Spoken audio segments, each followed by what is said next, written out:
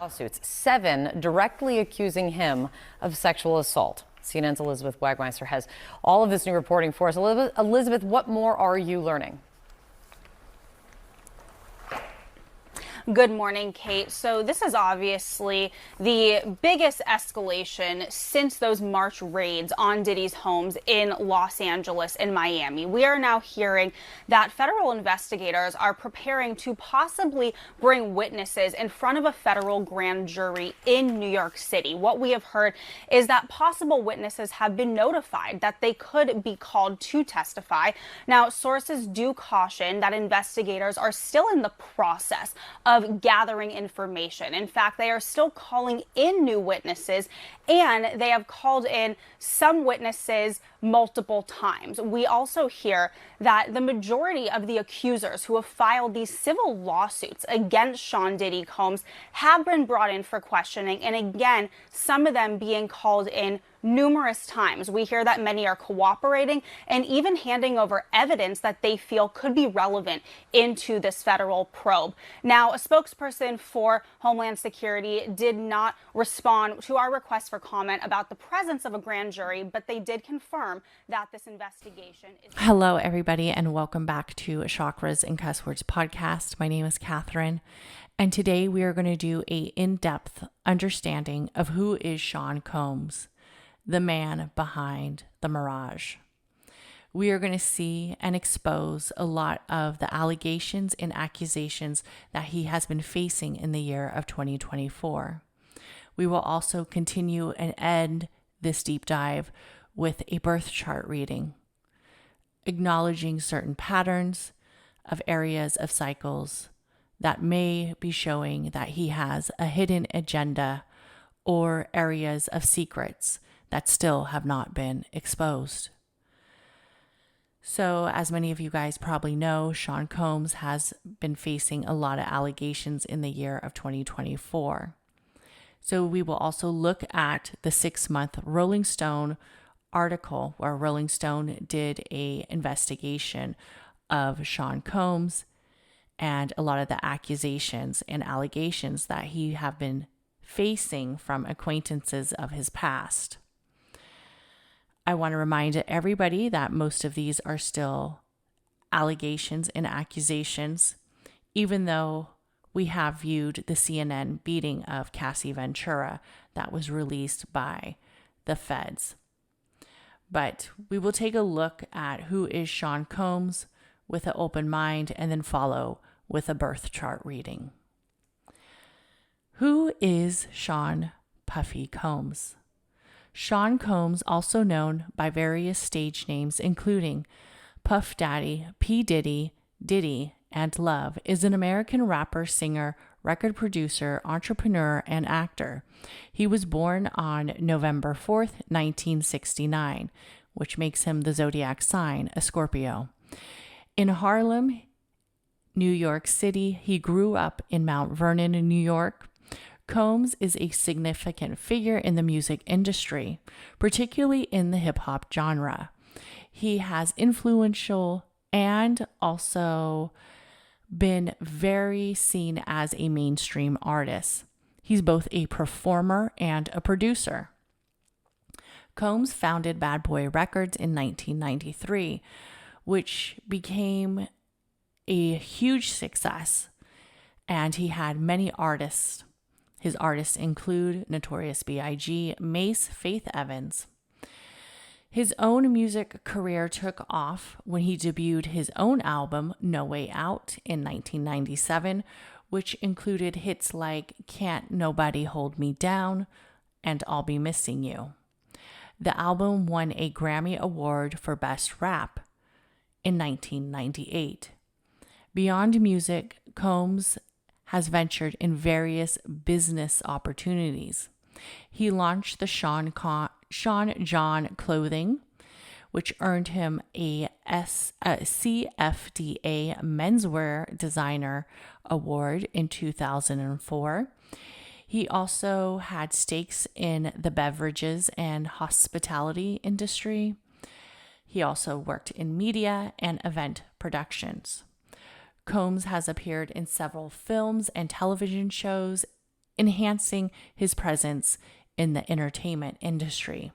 Throughout his career, Combs has been known for his lavish lifestyles, business, and his influence on the cultural hip-hop landscape. His impact on music, fashion, and entrepreneurship has made him a prominent figure in the entertainment world. Sean Combs, also known as P. Diddy, has been involved in many controversies and conspiracies throughout his career. For ones that many of us know of is in 1999, there was a nightclub shooting. In December of 1999, Combs was involved in a nightclub shooting in New York City. Combs was with his then girlfriend, Jennifer Lopez, and his protege, Shine, who was recently signed by Bad Boy. This occurred after the death of Biggie Smalls. They were at the club New York when gunfire interrupted, leaving 3 people injured. Combs was arrested and charged with weapons violation and bribery, but he was acquitted of all charges in 2001. Shine was convicted of attempted murder and served nearly 9 years in prison, and then he was later deported back to Belize. There was a huge feud with Tupac Shakur and Suge Knight. Combs has long been linked to the infamous East Coast and West Coast rap rivalry, which communicated this area of hate between the dual geographic locations, mostly because of Tupac Shakur, the notorious B.I.G. A lot of people believe that their murders are results from this rap beef. The Biggie Small conspiracy suggests that Combs had some kind of involvement or acknowledgement of these events, particularly in Biggie's death in 1997. However, there's been no concrete evidence that has been proven to support these claims. And of course, Sean Combs has denied all involvement in any of these deaths of these rappers. Biggie Small's murder is a persistent conspiracy theory suggesting that Combs played a role in the murder. These theories often cite the intense rivalry between Bad Boy Records, that was headed by Combs, and Death Row Records, which was headed by Suge Knight, but they remain unproven and they're widely regarded as accusations and speculation. There's been a lot of legal and financial disputes that Sean Combs has faced over the decades of his career. Combs has faced various legal and financial disputes. This includes the lawsuit from former artists, associates, claiming unfair business practices, unpaid royalties, and breach of contract. For example, his former bodyguard, Gene Deal, has publicly claimed that Combs was involved in illegal activities and has criticized his business practices for years. Ciroc Vodka Partnership. Back in 2017, Combs entered into a marketing partnership with Diageo for Ciroc Vodka brand. While this has been a lucrative venture for Combs, it has also attracted a lot of criticism and scrutiny, particularly concerning the marketing practices and the roles of celebrity endorsements promoting alcohol. And then later find out that Ciroc Vodka and Combs actually end their ties, furthering the allegations and investigations that we will see. In MTV Making of the Band, Combs' reality TV show has faced tons of criticism for portraying aspiring artists, and seeing that Combs was very demanding, and he treated these inspiring artists like his workers. He made some of them walk extremely far, I believe almost like 8 hours from I believe, New York to Brooklyn to get cheesecake. Some former participants have spoken out about their negative experiences on the show. Often in the show, you would see Combs ridiculing the participants. None of them were getting paid from this experience. So there's a lot of allegations and criticism behind making the Band, MTV's Making the Band reality show, which Combs had multiple seasons. There's been tons of allegations of abuse.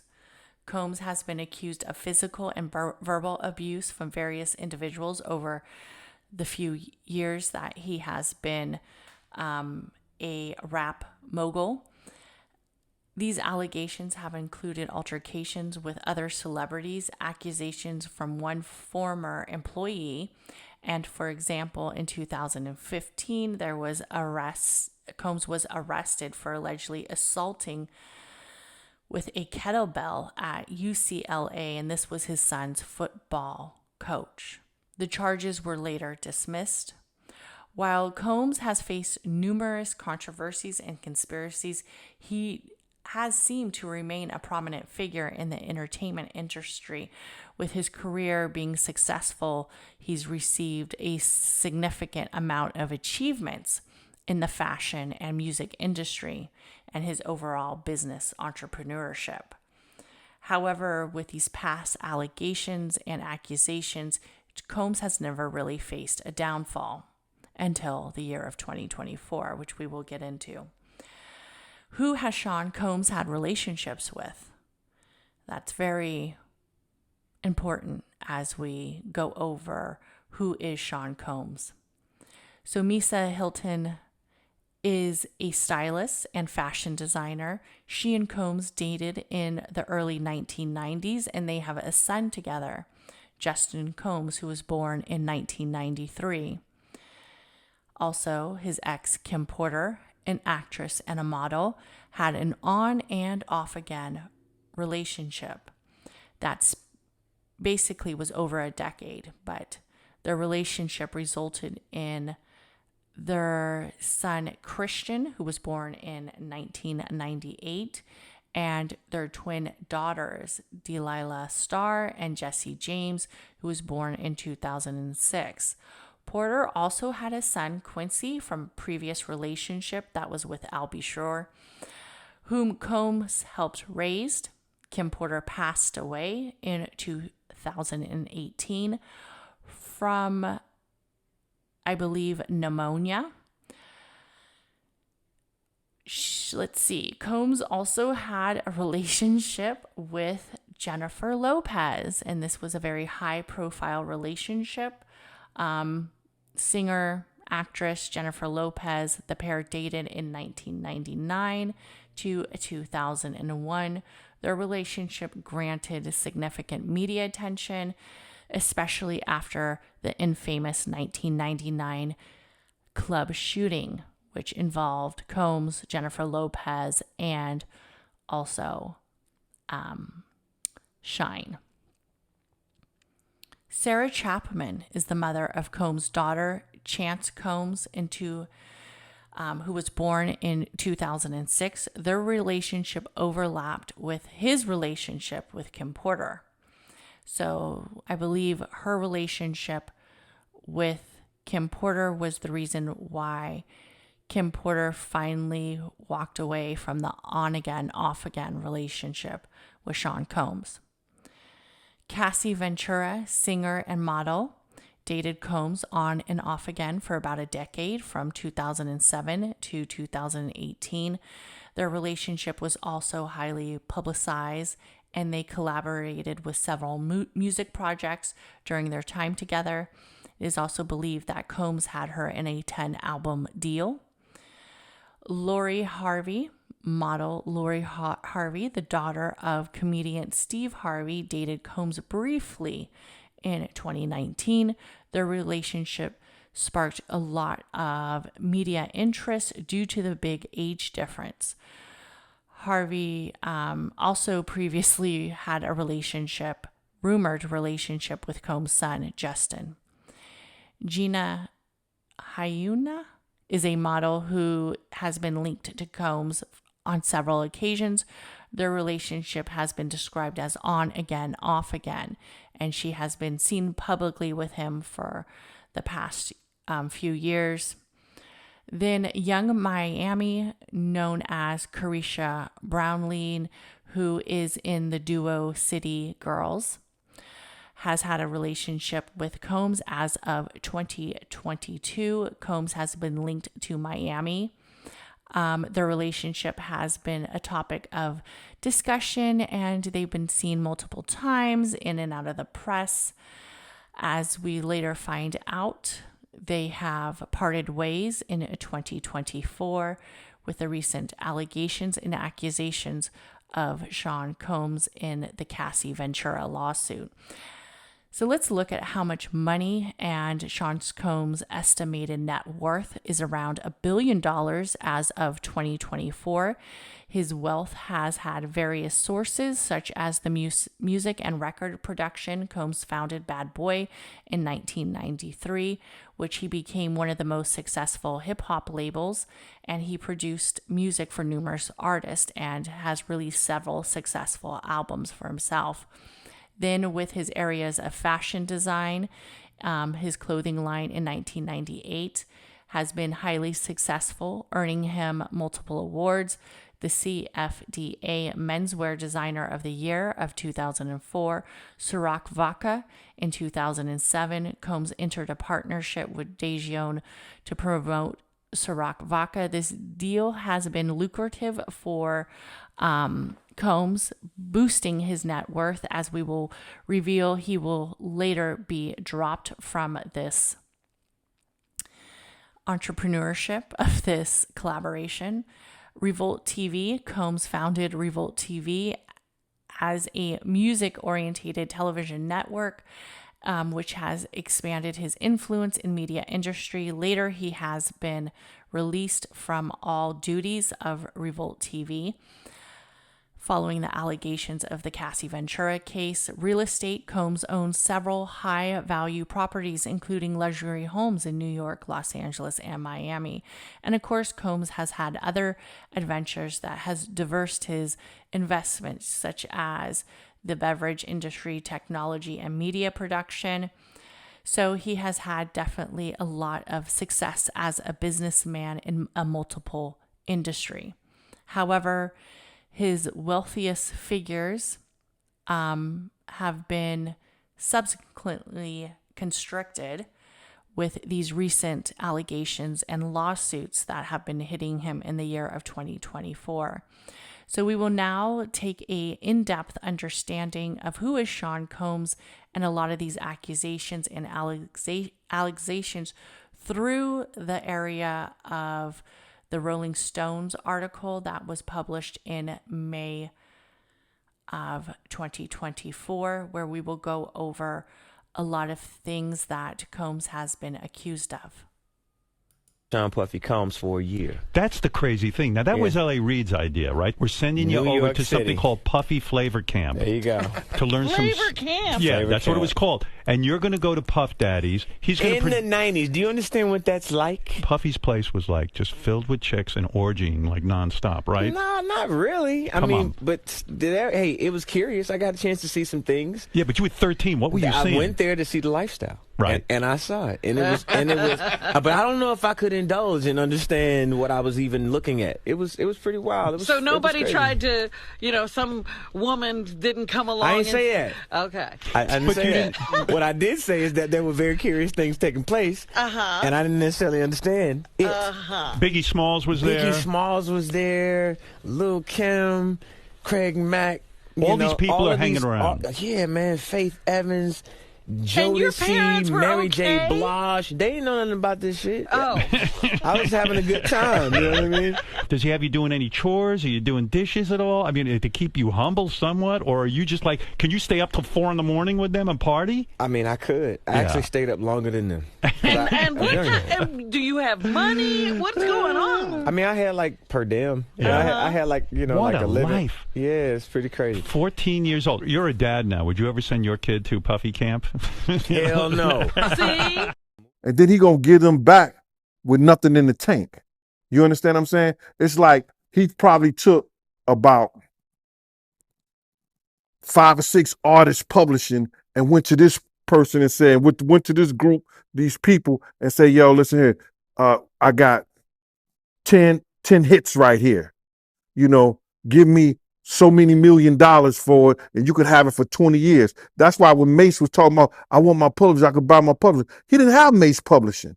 He had to get that stuff back after the years had lapsed from him, you know, selling it to somebody, leasing it to somebody. Now the lease was up on they publishing, so what do? He been taking a lot of bad hits. The Deleon, the liquor company, they dropped them. Complex, the what's that? The cannabis company dropped them. You understand what I'm saying? So he's taking all this. He ain't had no hit records or nothing.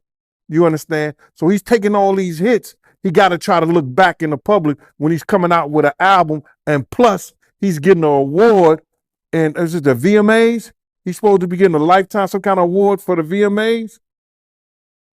So he got to look good going into it, because right now in the public's eye, he don't look that good, bro. You know, everybody is talking about him. The AIs are talking about him, podcasts, and it's not talking about him in a favorable way. Now, Mark Curry, as I know, is the only dude that came out and said anything that really meant something. And he was like, yo, listen here, man, you want to give us our publishing back, and it ain't worth nothing right now. So why you just didn't give us the money for it and kept using it like you was using it? Because don't nobody want it no more. This is the Rolling Stone article, Bad Boy for Life, Sean Combs, History of Violence. For decades, Sean Diddy Combs was hip-hop's boisterous showman. Now dozens of former friends, employees, and bad boy artists allege an abusive, menacing figure behind the facade. This article was written by Cheyenne Roundtree and Nancy Dillon. It was published May 29th, 2024 by Rolling Stone. As he took stage at the BET Awards in June 2022 to receive a Lifetime Achievement Award, Sean Diddy Combs was elated. Yeah, yeah, yeah, yeah. Yeah, yeah, yeah, yeah, he bellowed, punctuating his words with triumph jumps. The adoring crowd, who gave him a sustained standing ovation, included his mother and children, longtime friends, and music industry peers Kanye West, Janelle Monáe, Babyface, and Lil Wayne.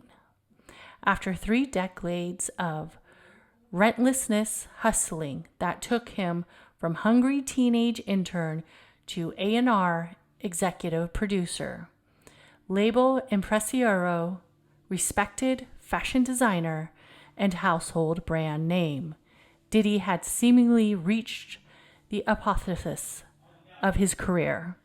He closed his eyes and repeatedly thanked God. He got down on one knee and praised his mother. He checked a laundry list of people who mentored and inspired him. Anything I do is through love, Combs proclaimed early in the 9-minute speech. That's what I evolved to be, and that's what I'm doing right now. But soon Combs struck a more somber tone. I was in a dark place for a few years, he said. I got to give a special thank you to the people that was really there for me. He listed friends and advisors. Then he looked directly into the camera and he added, Cassie, for holding me down in the dark times. Love. He raised one hand to make an L sign and held his gaze steadily, silently for several seconds.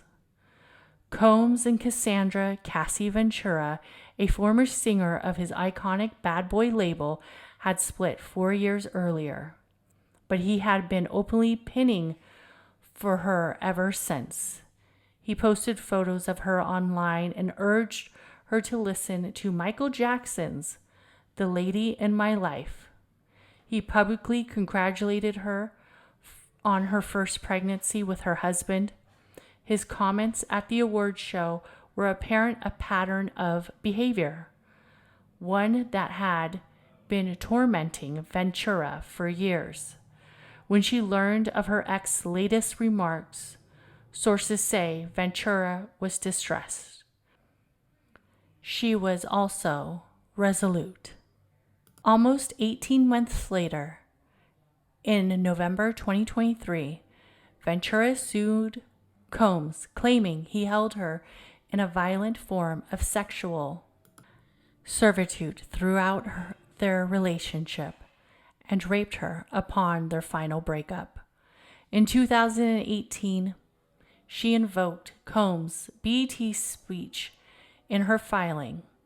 For Miss Ventura, the dark times were those she spent trapped by Mr. Combs in a cycle of abuse, violence, and sex trafficking. She said Combs' brutally beatings, one of them captured, harrowing the hotel surveillance video obtained by CNN in May, left her with bruises, burst lips, and black eyes, and extensive trauma. For Grammy-winning songwriter Tiffany Red, a friend of Ventura who worked closely with the singer during the height of alleged abuse, Combs' words from the BET stage had been a taunt. "It's like harassment," she explained.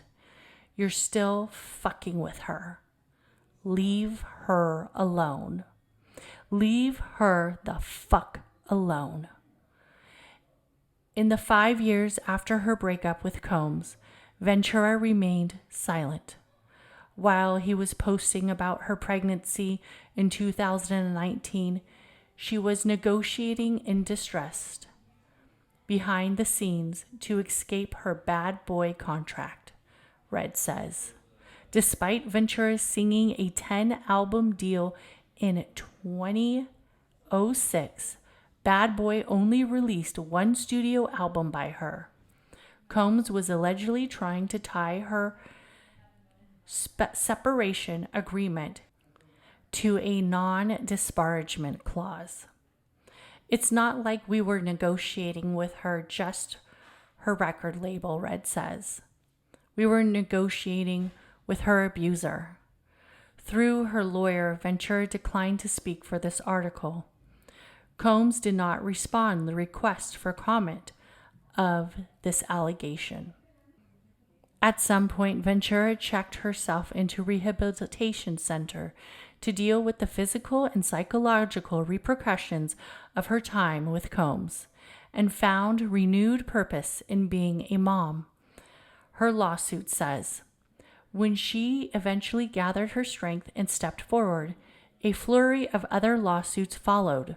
5 more women have since accused Combs of rape or violent sexual assault, dating as far back as 1990. 2 of who claim that Combs secretly recorded their sexual encounters and showed the footage to others without their consent.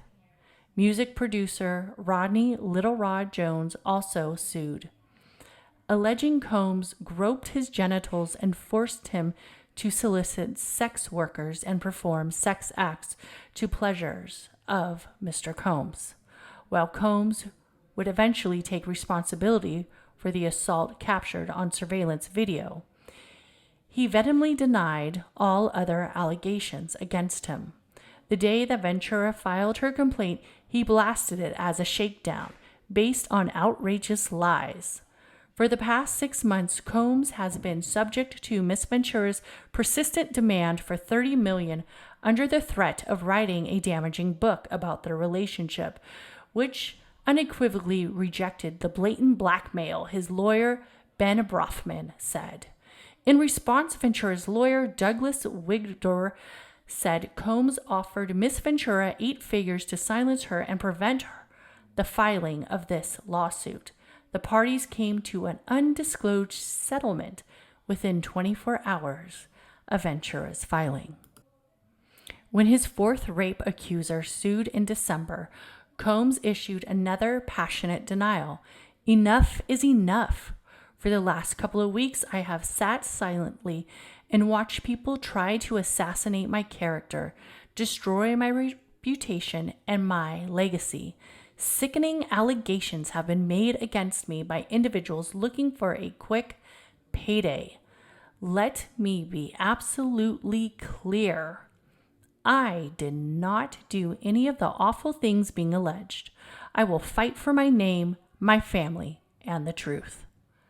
For many, the lurid allegations against Combs were jarring, in part because he had risen to such great heights as a bankable bon vivant who threw the best parties from New York City to the Hamptons to Hollywood. He is the pop culture stalwart who walked under the parasol held by the Campe Velvet, Farnsworthy Bentley in St. Tropez, and turned up at the Met Gala in a Swarovski crystal encrusted tuxedo and 4-length cape. He rapped about Bentley's Benjamins and held court at his over-the-top annual white parties, attended by Leonardo DiCaprio, Beyonce, Mariah Carey, and Martha Stewart. He called himself the Great Gatsby, considered circus showman, P.T. Brahman his muse. Now the spotlight Combs constantly chased is trained on his alleged crimes, in staging scenes that underscored his fall from grace. Heavily armed Homeland Security agents stormed his sprawling Los Angeles and Miami states in the past of a federal sex trafficking investigation on March 25th. Investigators tore through his offices and bedrooms, leaving cables dangling from a command center and multiple safes wide open. 3 gleaming Grammys and an Oscar sat atop of a glued console like relics of a crumbling regime. A crescent fall Combs was later seen alone, a cell phone hanging useless in his hand as he slowly paced around the Miami Opa Locka airport. His vacation in the Bahamas was canceled. His once fortified homes breached, his adult sons handcuffed, and his empire on the brink. While the raids made global headlines, the silence from Combs' famous friends was palpable. This felt different than before, when he could use a checkbook, a high-powered attorney, and a media blitz to overcome the scrapes with the law, when his charisma, influence, and connection would allow him to shake off allegations of violence or outcry from his disenfranchised artists. Reparations is getting closer and closer, former Bad Boy artist Mace said a day after the raids. The big payback. Over the past 6 months, Rolling Stone conducted dozens of interviews with Combs, former friends, acquaintances, employees, and Bad Boy artists, as well as industry insiders. Out of the 300 plus people contacted for this investigation, more than 50 were willing to speak about their experiences. Several would do so only off the record, citing fear of retribution.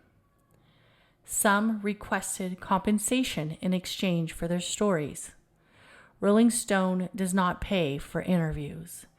Many declined to participate, wanting to distance themselves from Combs. I'm trying to leave that part of my life behind me, says one former employee. Those who did speak about Combs described a complicated man with opposing personas. Outwardly, they see a tastemaker who is unapologetically driven, generous, jovial, even silly at times. He can be the same privately, but associates who got to know or got close enough to him discovered something darker.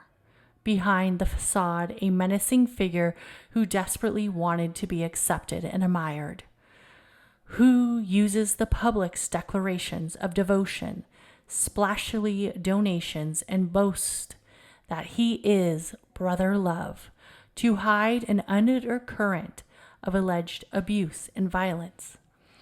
That, in one previously unreported allegation, traces back to before his career even started.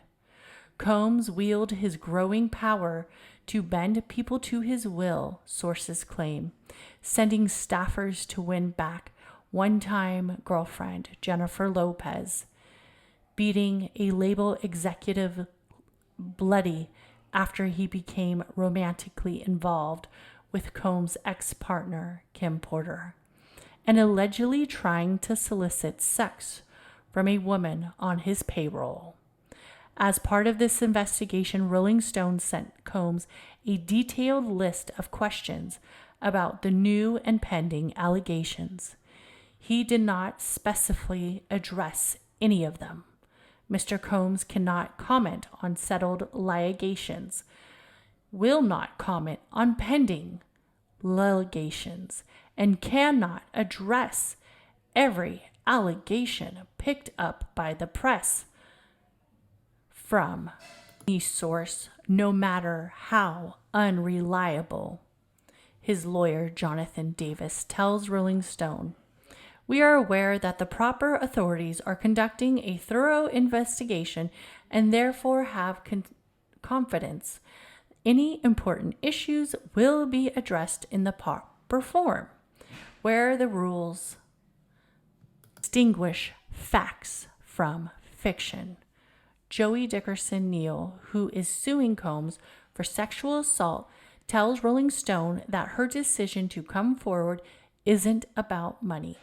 It's about making sure the world sees that this man who rose to the level of an icon is actually sick and has left so many victims in the wake of his unpunished, disgusting behavior for years.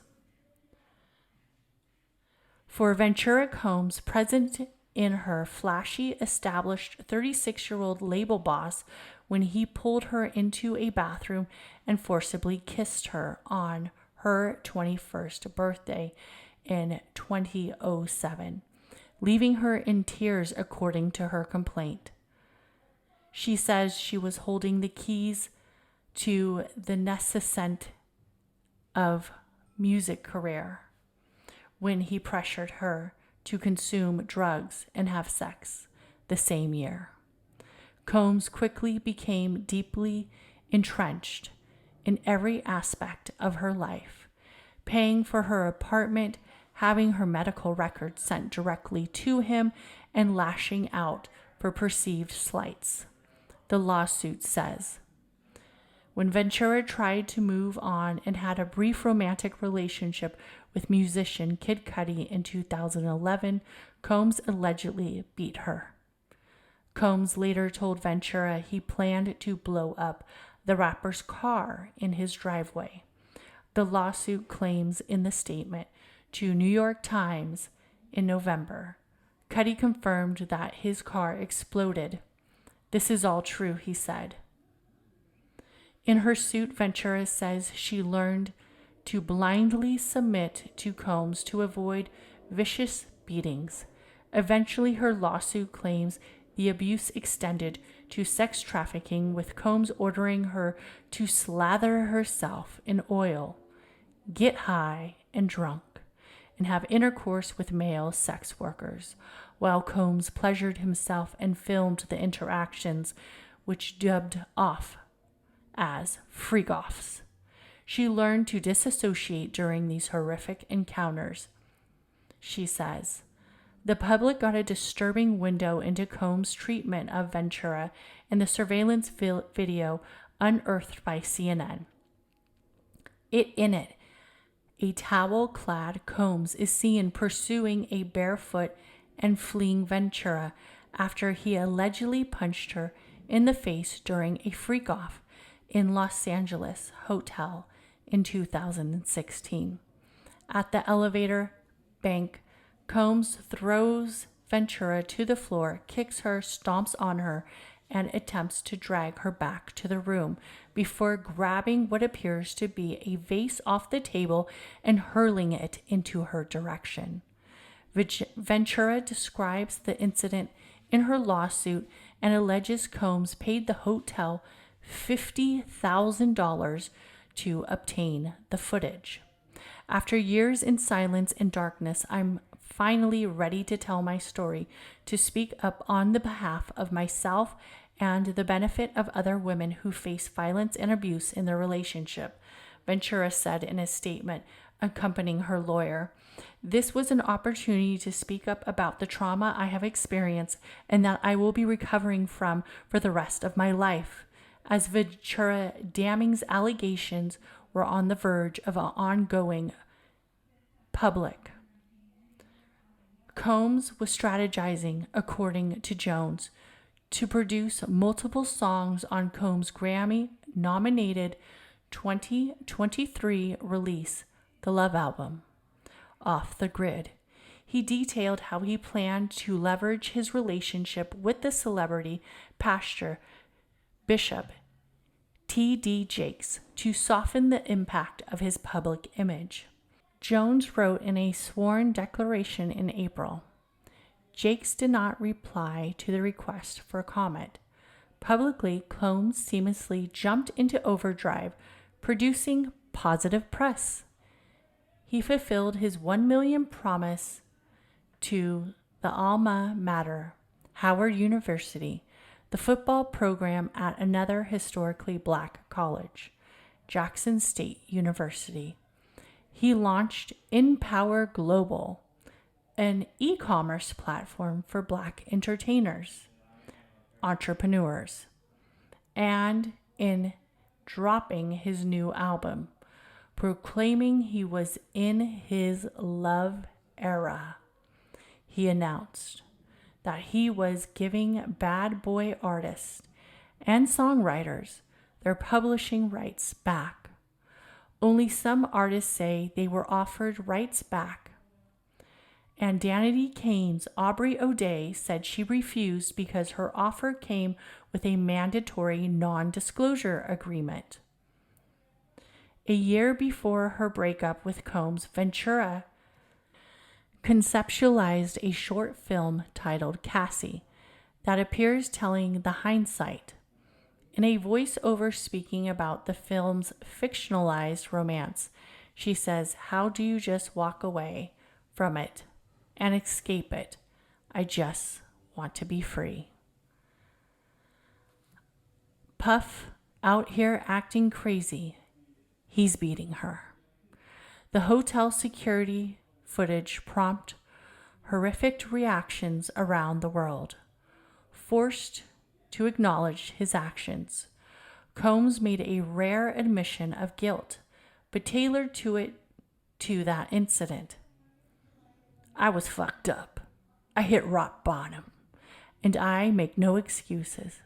I take full responsibility for my actions in that video. I'm disgusted," he claimed. He went to therapy and rehab and was truly sorry. Ventura's lawyer said Combs' apology showed pathetic desperation. Many who watched the footage of the assault were stunned, even those who know Combs for years. La Joyce Brookshire, a former publicity director for Arista and Bad Boy, says she was disturbed to learn that these types of actions could have occurred, and that if Puffy could stand in my face the next day with a straight face. That shakens me to my core. Several women who attended Howard with Combs, however, had seen signs of controlling and abusive personality decades ago.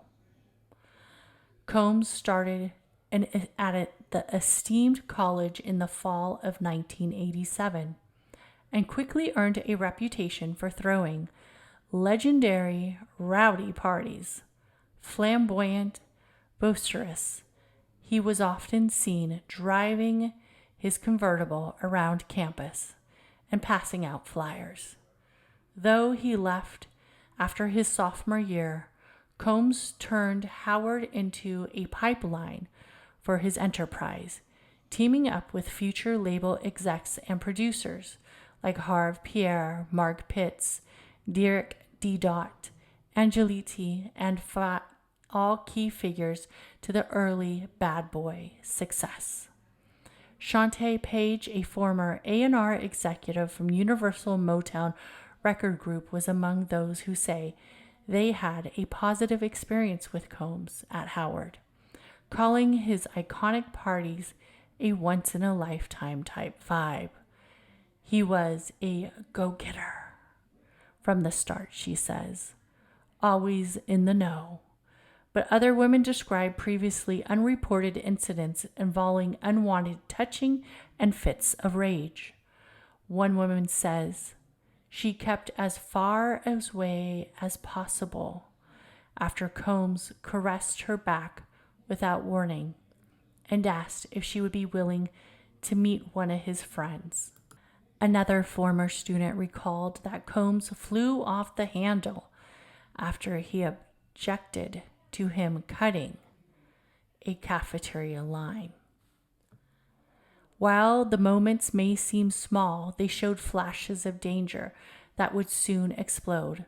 A former third student recalls how future mogul would tap on the window of the English class to get his girlfriend to ditch. The visits became noticeably unwelcomed, the classmate tells Rolling Stone. She would tense up when Combs appeared. The student who sat next to the woman in class recalls, he just had a weird control thing. I felt like she was fearful. The classmate who requested anonymous due to the fear of retaliation says her concerns were validated when Combs appeared outside the school's Harriet Tubman quadrangle dorm and started screaming in a belligerent manner for his girlfriend to come outside. The classmate says other women soon began running through the halls, knocking on doors in a panic. They were sounding the alarm that Combs, known then by his nickname Puff, was attacking the young woman outside, she recalls. Puff is out there acting crazy. He's beating her, the fellow student said. According to the classmates, he screamed and hollered and acted a stone fool until she came downstairs. Another Howard student who witnessed the alleged attack tells Rolling Stone she says Combs used what appeared to be a belt to strike the young woman all over the place. Speaking on the condition of anonymity due to the sensitive nature of the incident, the witness said Combs appeared super angry and was screaming at the top of his lungs. She says he whooped her butt. Like really whooped her butt, the witness says. The woman was clearly terrorized. She was trying to defend herself a little bit. She was crying, and we were telling him, "Get off her." We were screaming for her. A third source also recalled the alleged assault to Rolling Stone. The woman at the center of the alleged attack declined to comment. Combs was born with a short fuse, telling Jet magazine. He earned his nickname as a kid because he would always huff and puff when he got mad. I had a temper. That's why my friends started calling me Puffy. He said his mom, Janice, a former kindergarten teacher, described him as a ham. Combs barely knew his father, Melvin, a handsome drug dealer working from Harlem's Kingpin. He was murdered in 1972 at the age of 33, when Combs was just a toddler. Throughout the years, Combs mourned the loss of a father figure, but Melvin had a profound influence on him. Nonetheless, even if we don't know our parents, we still have their DNA in us. We have their genes, Combs has said. I have his hustler mentality, his hustler spirit, his drive, his determination, his swag. When Janice moved the family from Harlem to the suburb of Mount Vernon, 12 miles north, Combs straddled desperate worlds. In one, he was a defensive back on a football team and his all-boys Catholic school. The other, he rode the train to the city, immersing himself in the hip-hop scene. I didn't know exactly, but he was blasting me out of the house with his mixing kit. I bought him when he was 13. Making that noise, scratching those records, Janice told Vibe in 1993. A taste of celebrity at Howard, Combs itched for more. He was hell-bent on breaking into the music industry, stimulously attending college and working a part-time internship at Uptown Records back in New York City. It was Uptown artist Heavy D, a neighborhood Mount Vernon, who brought a job interview after Combs repeatedly badgered the rapper at their local pizza spot. Former Uptown A&R VP Kurt Woodley told Rolling Stone. Combs commuted from Howard for the job, evading the train fare by hiding from the conductor in the bathroom. He dropped out of school to work at Uptown full-time, eventually becoming CEO Andre Harrell's mentee. Combs' ascent at Uptown is by now part of his lore. Let's talk about how Sean Combs really became Puff Daddy, P. Diddy, the musical icon and legend that we all know today. Combs basically started at Uptown. He had artists such as Mary J. Blige and Jodeci, who often went multi-platinum. He reshaped their images, and he invented the remix. When we think about the area of lore and bringing hip-hop soul into its existence of the culture. He threw exclusive parties known as Daddy House parties at a Manhattan hip-hop club called the Red Zone. He basically had his DJs attend. He had the ability to convince people that whatever he was doing was the thing to do. He really intrigued that area of bringing hot shit and hot talent to the people. He understood more than anyone how to innovate hip-hop, specifically sampling and using classic rap records as a base for R&B songs, which would be really powerful for the generation. And that's what Dan Charnas, the author of The Big Playback, The History of Business and Hip-Hop, told Rolling Stone. As Combs' star was rising at Uptown, he basically made an area of resurface his old traits. There was a sexual assault lawsuit filed by Joey Dickerson Neal last November. Dickerson Neal acted as the opposite of Combs in a 1990 music video and received what she considered a warning from Sean Combs. Sister Soldier told her to keep her distance and that he had given him his infamous reputation.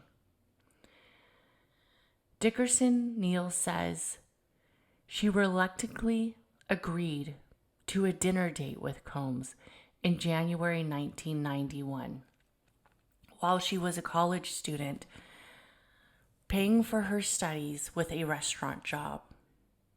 She was nervous being alone with him. She requested they dined where she worked. She alleges Combs spiked her drink when she used the restroom and later pressured her into taking a hit of a blunt.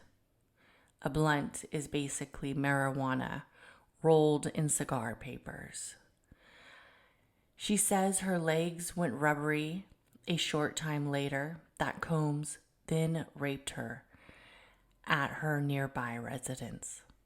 She also claims that Combs filmed the attack and showed the videos to others like a trophy. Though reps from Combs have denied this allegation, Mike Nice Lewis, who worked with Dickerson Neal at the short-lived PMD Records, tells Rolling Stone that she confided in him at the office about the alleged sexual assault in the early 1990s. Combs and Bad Boy came up with a conversation, and Lewis says Dickerson Neal's demeanor abruptly changed. Lewis claims Dickerson Neal told him that she had a very bad sexual experience with Combs, keeping her head down as she talked. I believe Joey. He says, I just knew from what she was telling me that it still affected her. Even 2 years later, adds the attorney for Dickerson. The amount of irreplaceable harm to my clients' mental health and professional lives cannot be overstated. Within hours of Dickerson Neal filing her complaint, another woman sued Combs for rape. Lisa Gardner claims that she was 16 in 1990 when she and a friend met Combs at the Uptown singer-songwriter Aaron Hall at an MCA event in Manhattan. Gardner alleges that the men were flirtatious and very handsy, feeding the girls drinks and inviting them to Hall's residence for the after party. She alleges Combs offered her more alcohol at the Hall's home, which was in New Jersey, and forced her into sex despite her unwillingness to, and her direct protest. While she was still shocked and traumatized, trying to get dressed, Hall allegedly barged into the rooms and pinned her down and raped her too. Gardner claims the irate Combs later showed up where she was staying and began choking her until she almost passed out. Combs feared the woman would tell his girlfriend what he and Hall had done, the lawsuit claims.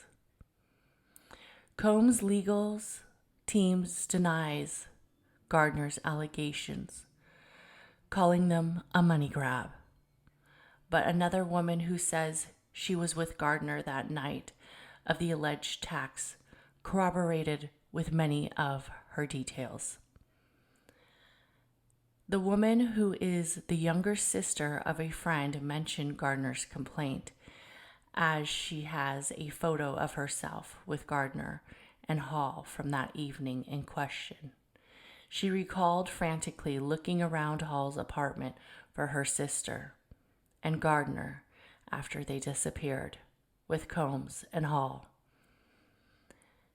The then now 15-year-old said she walked into a room and saw a man watching whatever Puffy was doing to Lisa the woman wrote. That she awoke the next morning at a different location, where an upset gardener said Combs had just shown up there and choked her. Back in Uptown office, Combs' inflated ego outsized opinions were becoming a problem to his peers. In December 1991, when he and Heavy D helped organize a celebrity charity basketball game at City College of New York that left 9 people dead, their ages included 15 to 28, and a dozen were injured in a stampede. Combs shrinked the responsibility, claiming that he had tried to enlist help from the NYPD and that he had personally administered CPR on several people. But an incident report ordered by then Mayor David Dickinson faulted him for allowing an inexperienced underlining to handle this event. And they found out that it was reckless in overpromotion and had drawn in way too many people without tickets to the actual event. When the city's investigation of possible criminal charges and lawsuits were mounting, and rivals pushing Harrell to cut Combs, an Uptown exec urged Combs to lie and lay low.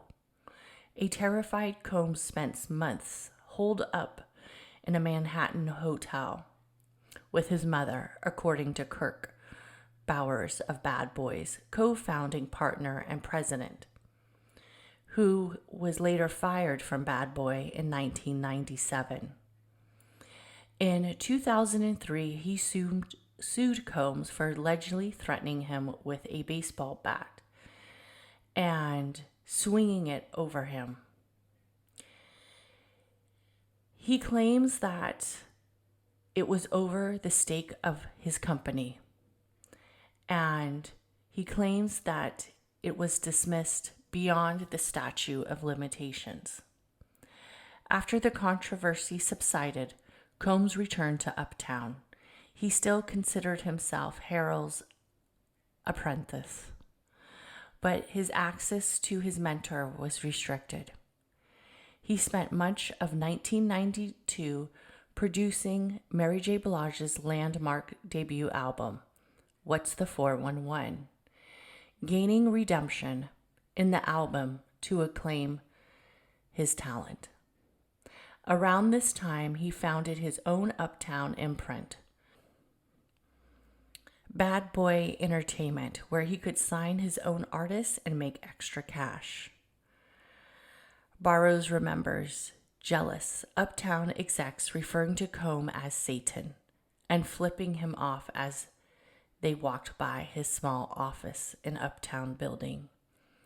Harrell sourced on him too. As Woodley recalls, Harrell said, "I'm going to fire Puffy. He's getting a little too big for himself. He's bothering people." With pressures mounting, Harrell fired Combs in July 1993. Uptown was supposed to oversee the album release of Combs' newest signee, Christopher Wallace, also known as Notorious B.I.G., but Combs was free to find a new home for his label. The termination was devastating for Combs, as many say, leaving the 23-year-old crying buckets of tears outside the office. He loved Andre, Barrows says. He loved Uptown. He didn't understand what Bad Boy was going to be. "I cried for a couple days and felt like I wanted to jump off a building," Combs told Rolling Stone in 1995. "I think at times I was too hard with the possibility I was doing shit that an asshole would do, just abusing the power. But that was only a little bit of time." How did Combs become the mogul? the making of a mogul. Cast out of Uptown and blamed for the tragedy that claimed 9 lives, Combs could have faded, but he was scrappy and determined, quickly securing a reported $10 million deal from Arista, Clive Davis, that kept Bad Boy Entertainment alive. Now he was hemming a skeleton crew, eager to turn artists into superstars and cement hip-hop into the mainstream genre. While the world did not understand the power of hip-hop, I was working in it and watching it unfold, says Michelle Joyce, Bad Boy's first director of marketing. I knew beyond a shadow of a doubt that it wasn't if it was going to pop. It was when it was going. It wasn't easy. The hours were brutal. The pay was low. And the workload was intense.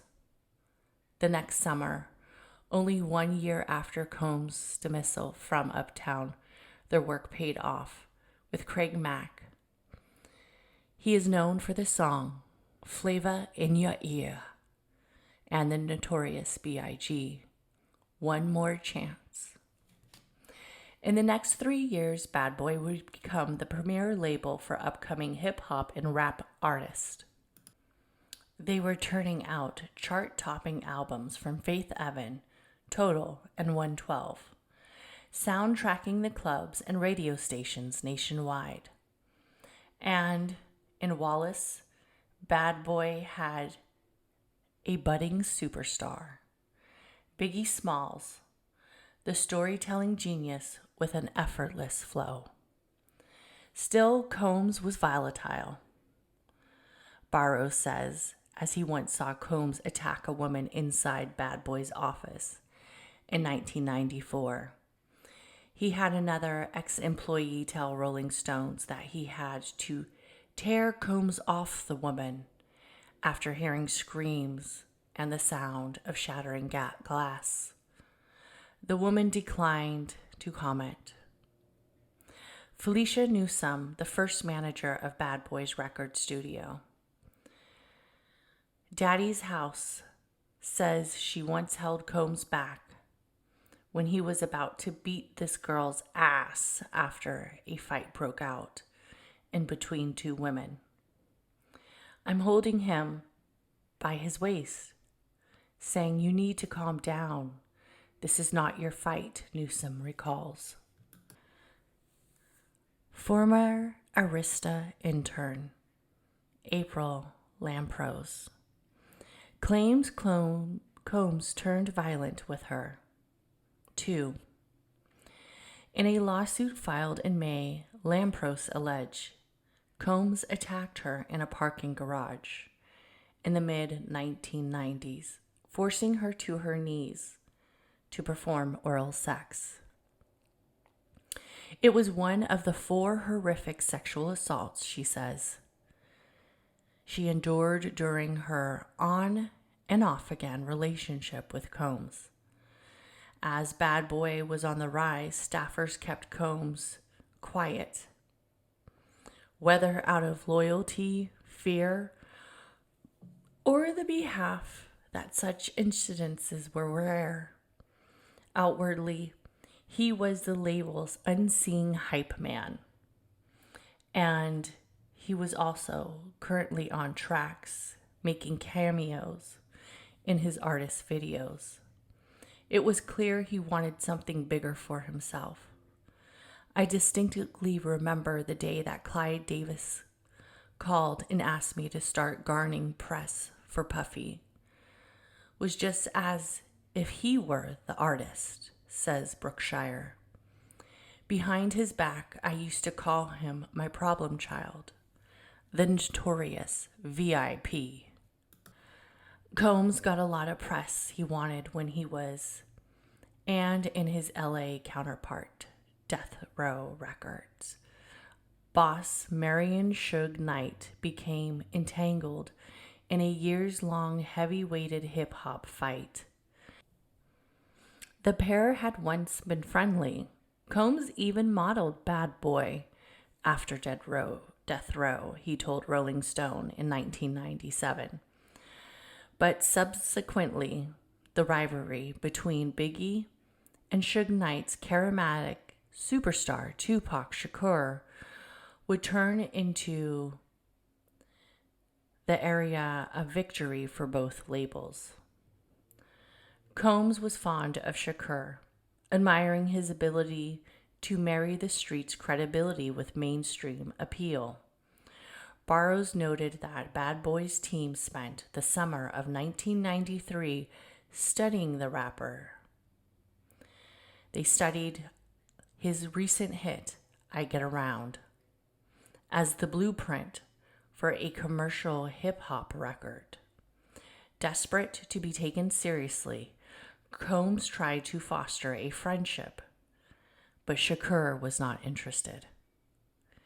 Pac didn't have any kind of respect for Puff, says 90s hip-hop photographer Monique Bunn, who was close with Wallace and other Bad Boy artists. To Shakur and even Wallace, Bunn says, Combs was a corny executive. Instead, Shakur bonded with Wallace, whom he viewed as his peer. Burroughs remembers as a result, he says, referring to Combs, there was someone on the sideline, jealous. The friendship would be short-lived after Shakur was abolished and shot 5 times in the lobby of Quad Studios in Times Square in 1994. He blamed Combs and the Bad Boy crew for setting him up, which Combs has always denied. From there, everything got blown out of proportion, Bunn says. Bad Boy executives started encouraging Wallace to write certain songs, Burroughs says. Despite the rapper not feeling so beefy from his former friend. With tensions frothing, Combs released the single, Who Shot Ya, in 1995. It was widely viewed as a sneering, aimed attack at Shakur. Though Wallace was adamant it wasn't.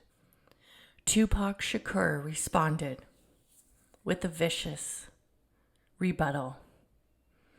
Hit him up, pushing his hostilities to the peak.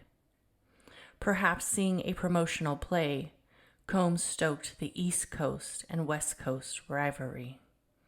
The two labels they had jabs at each other, with Knight's cast of intimidating cigar chumping and gang affiliation. Combs was slick and the clean-cut executive. When a 25-year-old Shakur was murdered in September 1996 in a drive-by shooting in Las Vegas, Knight immediately pointed his finger at Sean Combs, who denied involvement. Some Bad Boy employees received personal death threats as soon after. I didn't recall reading in the employee manual that dodging bullets was part of my job description, Bookshire says. Last September, Compton Crips gang member Dwayne Keefe D. Davis was charged with Shakur's murder. His trial is set to begin in November. Davis has claimed that Combs offered $1 million for the hit on Shakur. Combs vehemently denies the claim. 6 months later, after Shakur's death, in March 1997,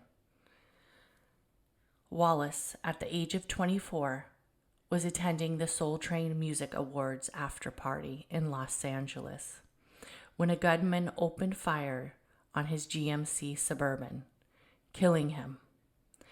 Police considered the homicide an unsolved act of retaliation. Multiple reports allege Wallace had been preparing to leave Bad Boy shortly before his death. It didn't help that Combs had been fighting with Wallace's attorney, who were trying to wrest back the rapper's publishing rights. I will never give it up until I'm dead, and my bones are crushed into powder, Combs told the lawyers, according to the Big Payback. Biggie was absolutely about to leave Puff, Bunn says. I know for a fact because he told me that, another source adds. Everybody wanted to leave Puffy. Everybody leaves him. Combs capitalized on the shock and sorrow over Wallace's death, Brookshire says. Brookshire, who had been traveling in the same SUV as Wallace during the press events the day before he died, says Combs denied her request for time off to process her grief.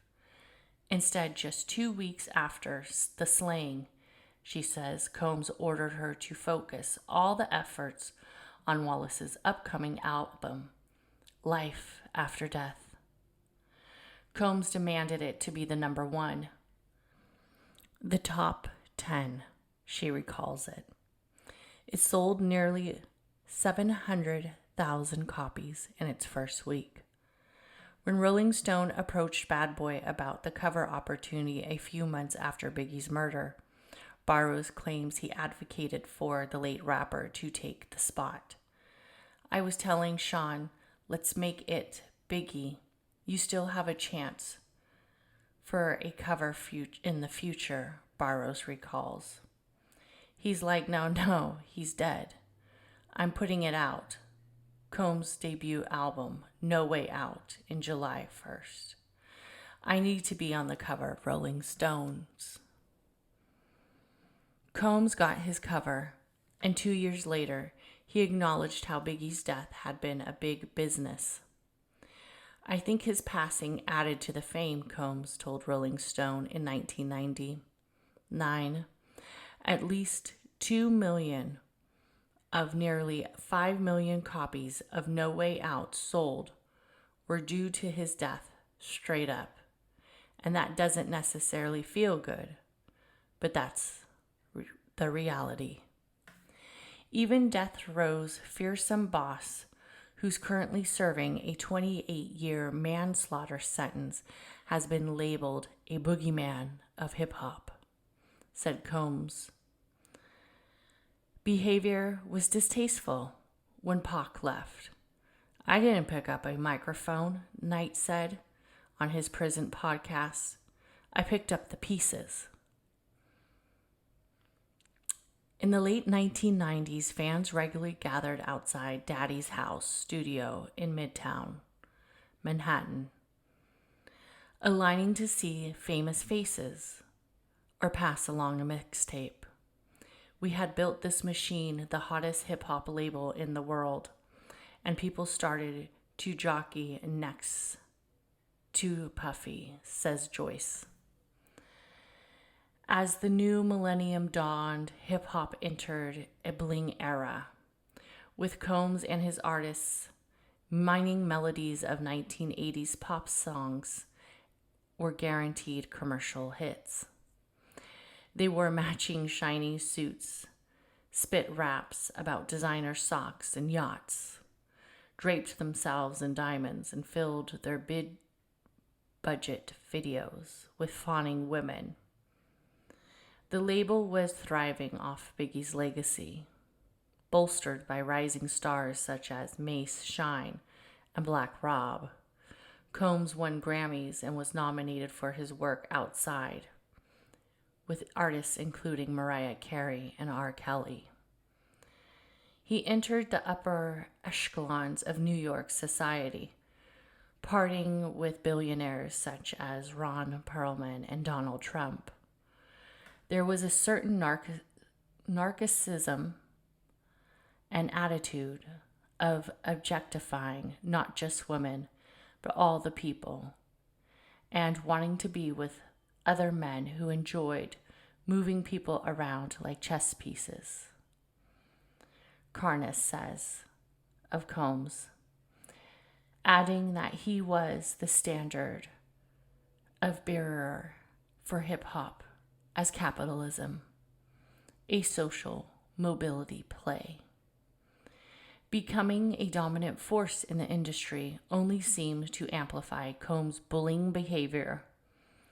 In April 1999, he barged into the office of Interscope Records executive Steve Stout and allegedly turned violent. Combs was furious that Stout didn't cut him from the crucifixion scene in Nas's music video before sending it to MTV. He punched me in the face and then he grabbed the phone and bashed me in the head with it, Stout recounted to LA Times. Combs privately settled with Stout reportedly for $500,000 and dodged a 7-year prison sentence by pleading to reduce charges of harassment. That summer, Combs released his second album, Forever. The album was critical and commercial failure. It sold less than half of what he thought it would. Hardly diminished, Combs' star power continued.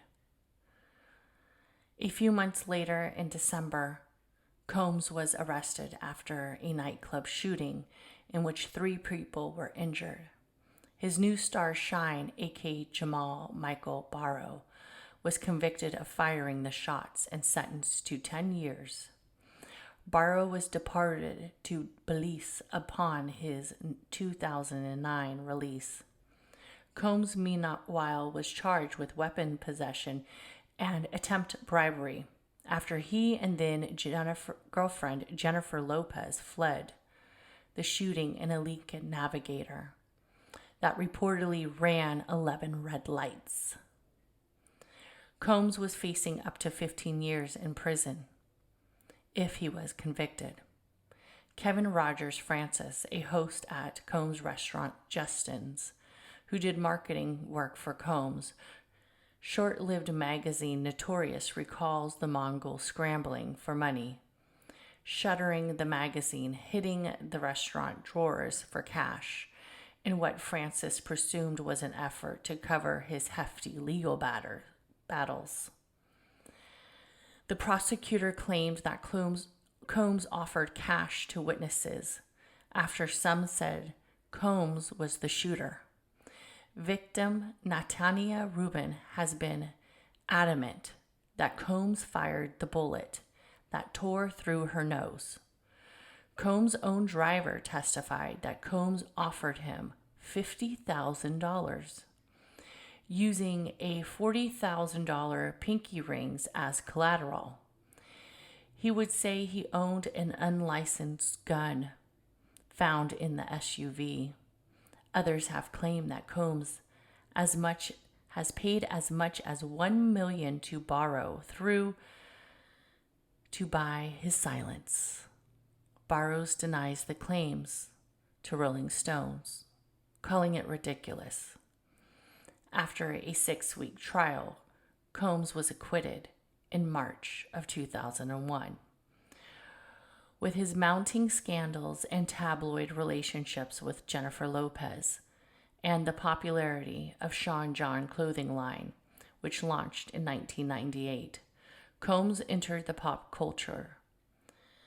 It was to become point of his pride to work in Bad Boy, says former employee Flash Rodriguez. It wasn't just a company, it was a lifestyle. But Combs was difficult to work for. Employees who wanted to stick around had to learn how to deal and to speak with Puffy, Bookshire and multiple sources say. A demanding boss, Combs often yelled to get his point across and fired employees on a whim. No one on his team at Bad Boy spoke back to him, former Daddy House studio manager Newsom says. No one challenged him. Another source recalls Mace, whose real name is Mason Betha, calling Combs massa behind his back. Betha did not reply to the request for comments. He was volatile, says a source who sometimes worked with Bad Boy. He was always on edge of snapping and being scary. People did whatever he said to stay in his good graces. Puffy exploited people's desires to be in those environments. How come nobody ever said anything? Are they that scared of him? After Combs was acquitted from the nightclub shooting in 2001, he reportedly headed straight to church. He later made a less God-fearing visit to the Peninsula Hotel, where he was throwing a massive bash to celebrate his verdict. It was there that Anna, a freelance graphic designer working with Bad Boy's marketing team, says Combs approached her and began to massage her shoulders. The woman requested, citing fear of retaliation, to stay anonymous. I'm getting touched on my shoulders, my arms, my back. He is like, oh yeah, you like that. I know you like that. Like, really, really gross, Anna recalls, sharing her story publicly for the first time. I was like, no, not so much. And I sort of floated my way out of there. Anna says she avoided Combs the rest of the night. Weeks later, her boss girlfriend confided that Combs allegedly approached the boss at the nightclub party to solicit sex, Anna told. A friend confirmed to Rolling Stone that Anna told her that, both about the encounter that she was proposed an arrangement when they began working together a few years later. The boss did not return to Rolling Stone for a full interview, and the girlfriend declined to speak. I felt quite unsettled about this for many years when people asked me about my days at Bad Boy. It's just overshadowed by his crap, Anna says, adding that Combs treated her as though she existed to accommodate his whims. Combs often flaunted his sexual encounters, even if underage artists were around to see. A teenage usher briefly lived with Combs in New York in the early 90s as a young bad boy protege. Puff introduced me to totally different set of shit, sex specifically, recalled in the Rolling Stone 2004 article. There was always girls around. You'd open the door and see somebody doing it, or several people in a room having an orgy. You never knew what was going to happen. Casey Sheridan, a member of the teenage group band Dream, recalls the group of being summoned for a meeting with Combs into a Beverly Hills hotel bungalow when she was 15, and awkwardly eyeing a purse and a pair of high heels by the front door as the group waited. After 20 minutes, a bathrobed Combs emerged from a nearby room.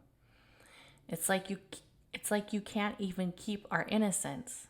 I'm 15, walking into this situation, knowing exactly what he was doing the next door, Sheridan said. Feeding off of his fame and power, Combs appeared to be pushing his most sickening impulses even further. Model Crystal McKinley was photographed during a star-studded Sean John fashion show in February 2003. Hours later, according to her recent lawsuit, Combs said she was acting too uptight and pursued her to take a hit from a lace joint. She alleges he then forced her to perform oral sex on him, despite her resistance. The night sent McKinley into a tailspin of anxiety and depression that she says resulted in a suicide attempt. I had a whole future in modeling mapped out that was stolen from me. Being sexually assaulted and having no resources is painful, McKinley told Rolling Stone. I felt like I was dying every day because I did not yet have the strength to come forward. I hope by speaking out, I can help other survivors come forward and seek justice. Not long after, between the spiring and fall of 2003, a 17-year-old girl was out one night with friends at a Detroit area lounge when a man in a suit approached and allegedly introduced himself as Combs' best friend. The man purportedly called him Combs and let the girl speak directly with the famed producer, who was twice her age. The man, alleged to be former Bad Boy president Harvey Pierre, convinced the girls to board a private jet and take the 2-hour flight to New Jersey outside of New York City to meet Combs in person, according to the lawsuit filed last December by the girl, now an adult, Jane Doe, plaintiff.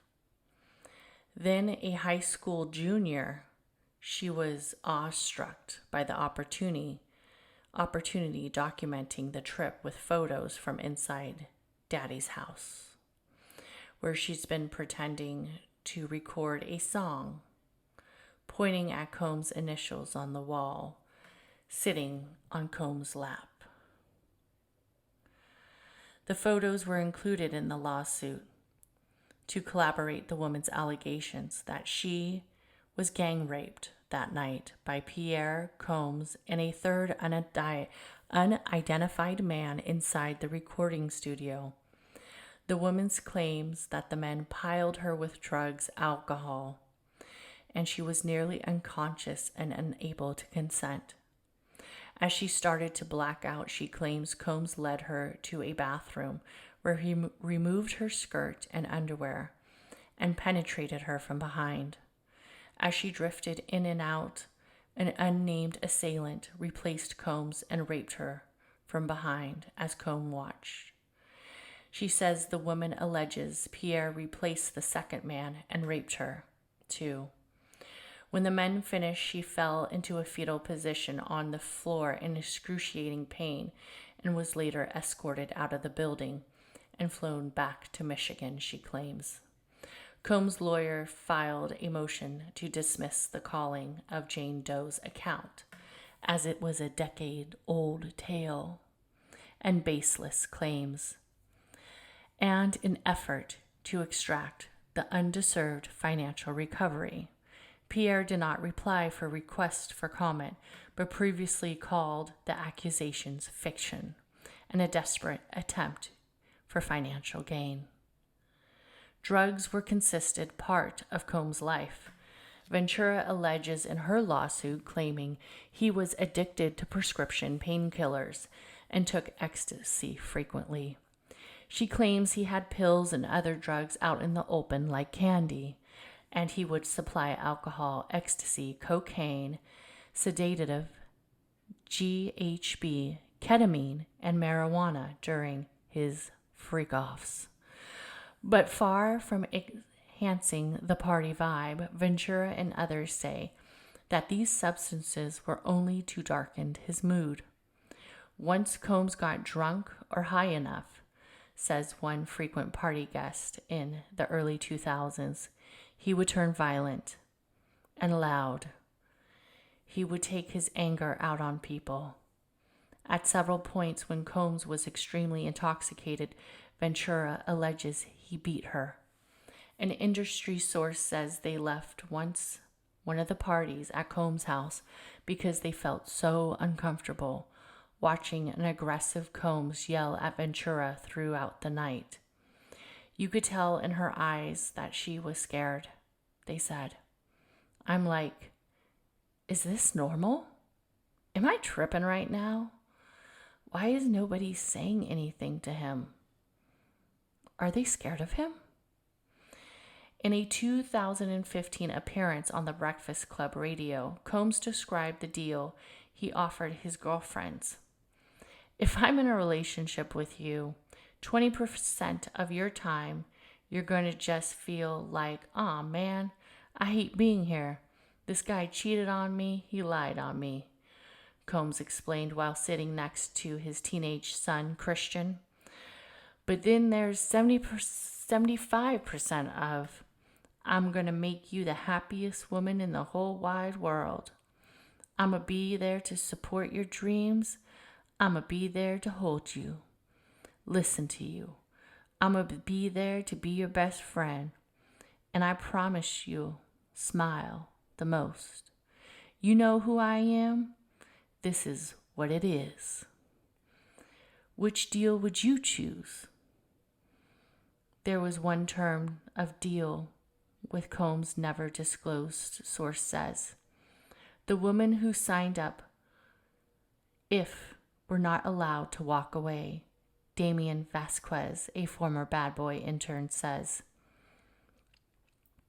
Combs and Lopez broke up. Combs had staffers camped out of her MTV's TRL studio with signs to win her back. Ventura claimed that every time she hid, Combs' network of operatives found her and impelled her to return, including a Bad Boy executive who threatened to withhold the release of her music if she did not return to Combs. After Ventura left, he tried to paint a picture of heartbroken, hurt man, a source says, who knew the couple throughout the relationship. Says when the reality was he was a liar and an abuser. Barrows believes Combs' losses at a young age, especially the murder of his father, took a toll on his relationships. He fortified now the money and the power, but the abandonment and the act of leaving can bring about vicious results, he says. And the women that catch it are the worst. Combs' long-term partner, Kim Porter, who died of lobaril pneumonia in 2018, was no exception.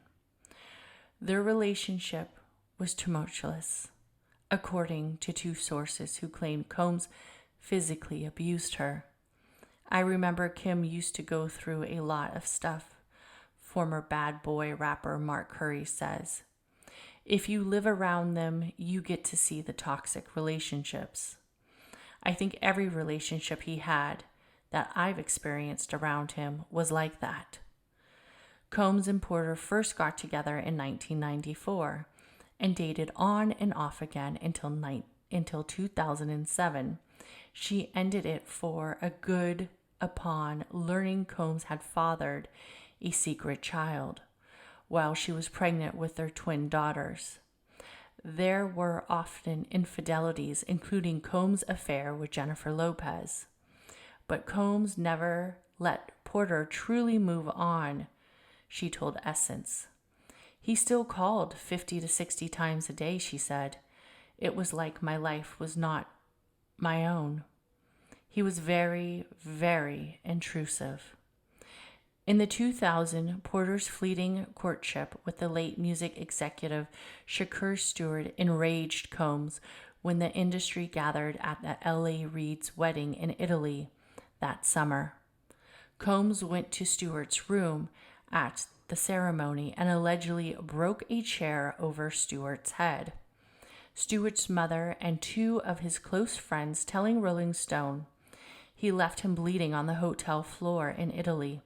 Stewart's mother, Portia, says he had to have stitches, and then Combs threatened, "I'm going to kill you." That's when I said, "You need to get out of this business. This man is crazy."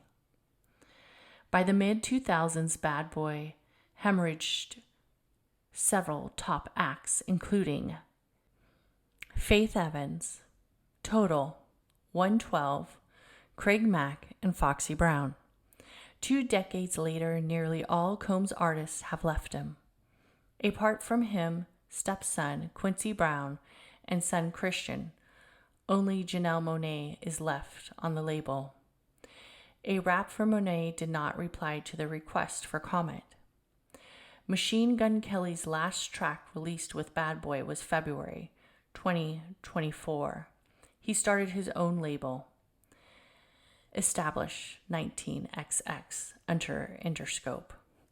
Rolling Stone reached out to dozens of artists who've been signed to Bad Boy to ask about their experiences with the label. Many declined, with one saying, "I don't have anything nice to say when it comes to my time with Bad Boy. It was not a good experience, and one I really don't want to relive." Those who did speak to Rolling Stone say they felt their time with the label was squandered through the lack of direction. Several spent years at Bad Boy without releasing any music. Curry, who was affiliated with Bad Boy from 1997 to 2006, has been one of the most outspoken, writing about his dealings with Combs in a 2009 book, Dancing with the Devil: How Puff Burned the Bad Boys of Hip Hop. He says Combs reportedly promised to produce his solo album, but never gave him the budget. "There's a different ways you can kill a person," Curry tells Rolling Stone. "I've noticed him kill a lot of people's spirits." Not everyone felt the same. Singer-songwriter Kaylin Harper says one of the highs from her was joining Combs' Diddy Dirty Money Group in 2009, where she was later invited to work with Combs on the Love album.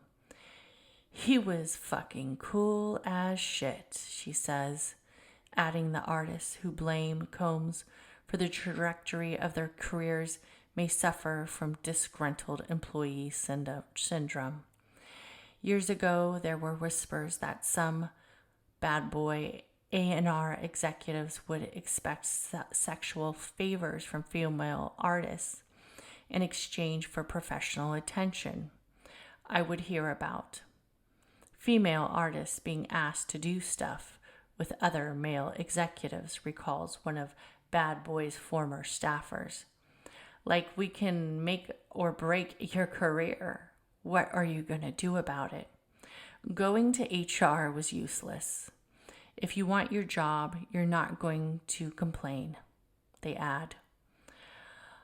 On the podcast Call Her Daddy in 2022, Danity Kane's Aubrey O'Day said she was kicked out of the group because she wasn't willing to do certain things, not talent-wise, but in other areas.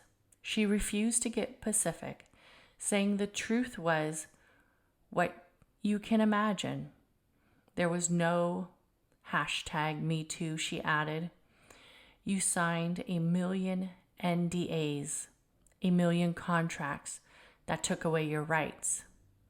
Asked by Rolling Stone to elaborate, O'Day says, "The answer to what happens if you don't do what the executives want. I'm a full-blown fucking story of that." Some who left Combs worried he might try to expel them from the industry altogether. Brooklyn rapper Linez Babs Bunny, Wiley of Combs' MTV reality show, Making the Band, says she was blackballed after leaving the label. Bun, the photographer, claims her gigs instantly dried up after the Willing lawsuit against Combs in 2000 for withholding the set of Biggie photos from her. She claimed a friend at the Fader magazine told her that Combs personally called the office and said they would work with Bun. Bad Bunny would pull its advertising from the magazine. Talk show host Wendy Williams wrote in her 2004 book that Combs spent a lot of money and used a lot of his influence to try to crush me after she posted an alleged sexual photo of Combs and another man on her website. Combs denied it was him in the photo, and the music producer Easy Mo B claimed in February that after he challenged Combs over the credit, Combs had given him one of the producer's songs. He noticed certain people wouldn't deal with me. He's someone you don't want to make an enemy out of, says a former employee of Combs. When people do go against him, that person is ostracized. For some, and for the efforts of being shunned by Combs were profound. Francesca Sapero joined Bad Boy Entertainment in 1998, rising through the company to become Combs' right-hand woman. But Sapero alleged in the age and disability discrimination lawsuit that Combs illegally fired her in 2010. She claims Combs froze her out after she took time to recover from a hip surgery and voluntarily checked into rehab to treat the lapse of her sobriety. Sapero tried to continue working in the music industry, but opportunities would disappear. A family member says the alleged blacklisting led to significant health issues which brought her to her end. The relative says she was devastated by the way that she was treated and she felt betrayed. Sapero died in 2014. As ex-Bad Boy president Barrows puts it, Combs never forgets a grudge. If he sees a snag in a sweater, he'll pull it. As we see from this article, Combs was very centered around hidden agendas. Many people didn't see the violent or aggressive side. He had an illumination about him, an area of hidden secrets that stayed behind the doors and the walls of his mansion. For Combs' 50th birthday in 2019, people gathered at his 17,000 square foot Humbley Hills home. This was considered a black tie affair, a very elite party. There were suits and beaded gowns. People were sipping champagne and ice-cold Ciroc, the vodka brand that was later found to be one of Combs's hidden secrets of how he did not actually own part of the brand, but was actually just a high-profile influencer. The vodka brand later shilled and shared and also took away many of the profits that Combs once received. But in this house, you could see that Combs was everything exquisite. Friends, family gathered around. They admired the breathtaking Carrie James Marshall painting that Combs had recently purchased for $21 million. The guests included Beyonce, Jay-Z, also Leonardo DiCaprio, and Dr. Dre, Kobe Bryant, Cardi B, Snoop Dogg, Kim Kardashian, Usher, and Post Malone. It was a crowning moment for Combs, a testament to the multifaceted success that he had worked so hard to achieve. Combs has conquered the fashion game, winning Menswear Designer of the Year to the Prestige Council of the Fashion Designers of America Awards in 2004, acted on Broadway, and become the co-owner of De Leon Liquor. He founded Revolt TV cable company network. He also purchased the sports beverage company Aqua Hydrate with Mark Wahlberg, and filmed a cameo in the Disney's 2014 movie, Muppets Most Wanted. He even legally changed his name to Love, with his hard edges seamlessly now polished away from the dark energy of his life. Combs appeared untouchable. It was all the perfect cover for his alleged physical and sexual abuse to Cassie Ventura. Ventura says in her lawsuit that there were multiple witnesses who allegedly saw the mistreatment, but they were too afraid to cross Combs. She claims that both Combs' head of security and his assistant began to cry when they saw the extent of her injuries in an open letter published by Rolling Stone. Cassie's friend Tiffany Red wrote that she was present the night that Ventura says she was forced to leave her 2015 surprise birthday party for another freak-off with Combs. Red recalling seeing Ventura backed up against the wall with Combs, cursing, yelling at her. She said Ventura returned later that night, apparently sedated, while Combs screamed at Red, "Tell your girl she wants some birthday dick. I flew all the way from Miami. She gonna get this birthday dick," Red wrote. He was visibly angry.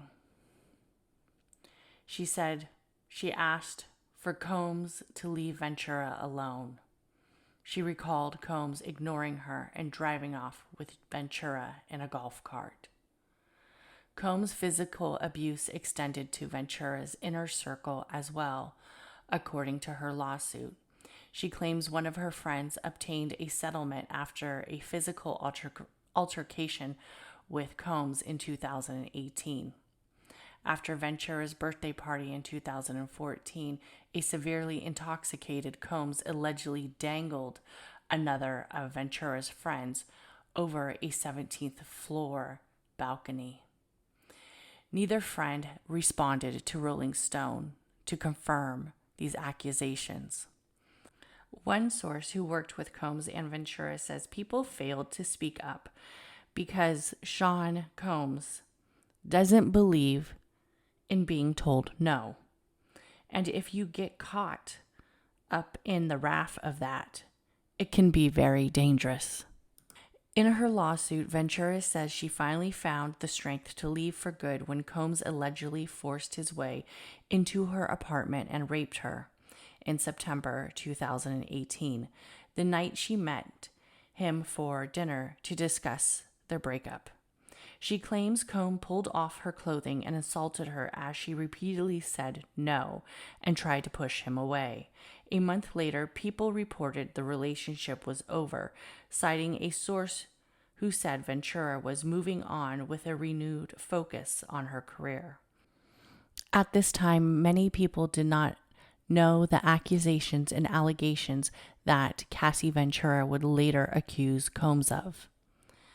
However, in 2017, Combs was sued for sexual harassment by his personal chef, Cindy. In the lawsuit, it claimed that she was assaulted by him in areas of having sexual activities regularly when she worked for him in 2015 and part of 2016. She often claimed that he would have her serve food or certain dishes during his sexual activities. She claimed once she prepared a meal for Combs and he greeted her naked after he was having intercourse with other people. He greeted her fully naked and made her believe that he was standing in front of her for her to view his naked body. One incident in August 2015, allegedly, Combs was ordering his chef to serve him breakfast in his room and then partaking in sexual activity with model Gina Hyamf. As she dropped the food to the floor and to the table, she fled. The lawsuit was forced into arbitration and ended privately. Combs' ex-girlfriend or acquaintance, Gina, actually reemerged in 2019 with claims that Combs beat her in an interview with gossip blogger Tasha T. Gina started dating Combs in 2014 and that he offered her $50,000 to terminate a pregnancy that year. She also stated that Combs shoved her to the ground and dragged her by her hair in 2018 in a jealous rage, and once stomped her on her stomach. The allegations barely made a ripple in the media, and Gina was silent after the interview. She declined to comment for the Rolling Stones article. The Detroit area Jane Doe, who sued Combs and Pierre in December, tells Rolling Stone that she hopes her lawsuit will hold not just Combs, but also for those who acted with him, stood silent, and actively covered up his behavior. She said that she was living in a nightmare and it was not an isolated incident, and pointed to the other Jane Doe who sued Pierre on November 21st. That woman alleges that Pierre groomed and sexually assaulted her when she was an assistant between 2016 and 2017. Then in this early February of 2024, Jones, the Love album producer, sued. There was a 73-page complaint filed by the lawyer Tyrone Blackburn, which included unusual elements such as photos of the defendant, redacted names that could easily be perceived. Claimed and Jones worked and traveled together, and often he lived with Combs while producing the 9 songs for his project. Jones described his experience as horrendous, as a hideous hellscape.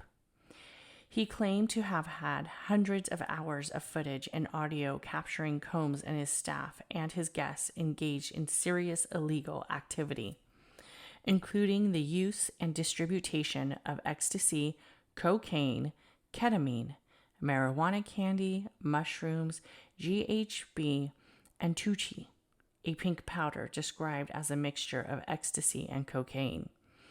He claimed that at one party in July 2023, Combs fed him ecstasy-laced liquor until he blacked out. He woke up naked and next to a sex worker. Jones and Combs terrorized him with constant, unsolicited, unauthorized groping, touching of his anus, and that Combs kept him compliant by displaying weapons and threatening to eat his face. And according to the suit, he informed Jones that he was willing to kill his own mother if he must to get what he wanted. Combs' lawyer called the complaint pure fiction. He is this monster. Nothing has changed, Jones told Rolling Stone before filing his lawsuit. This guy got no soul. He has no duty to anyone, not even his kids.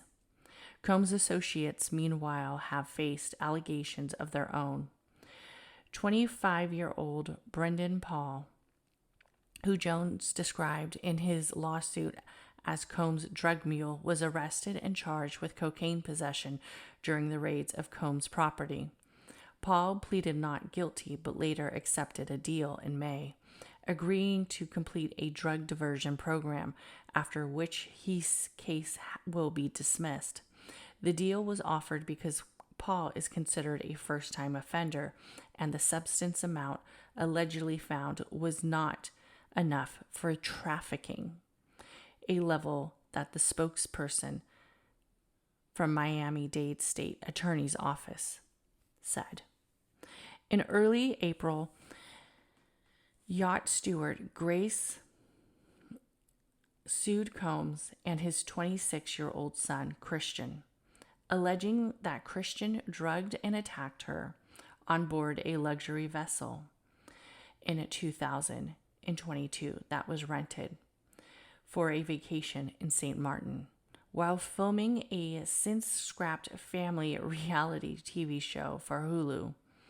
According to NBC News, Grace stated that there is audio recording asking Christian to stop touching her legs.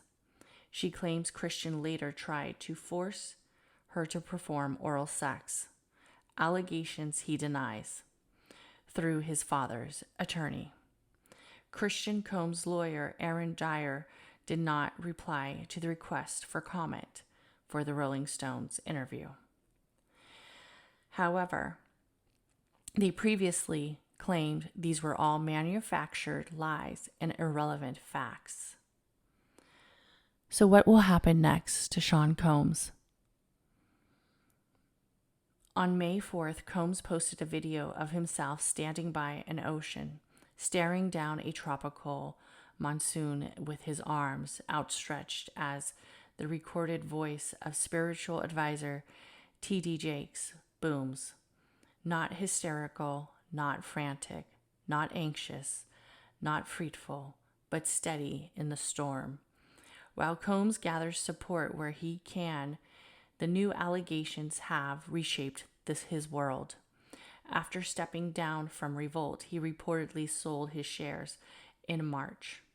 The Harlem Charter School co-founder reportedly cut ties and scrubbed his name from the website, removing Combs from the prestige school.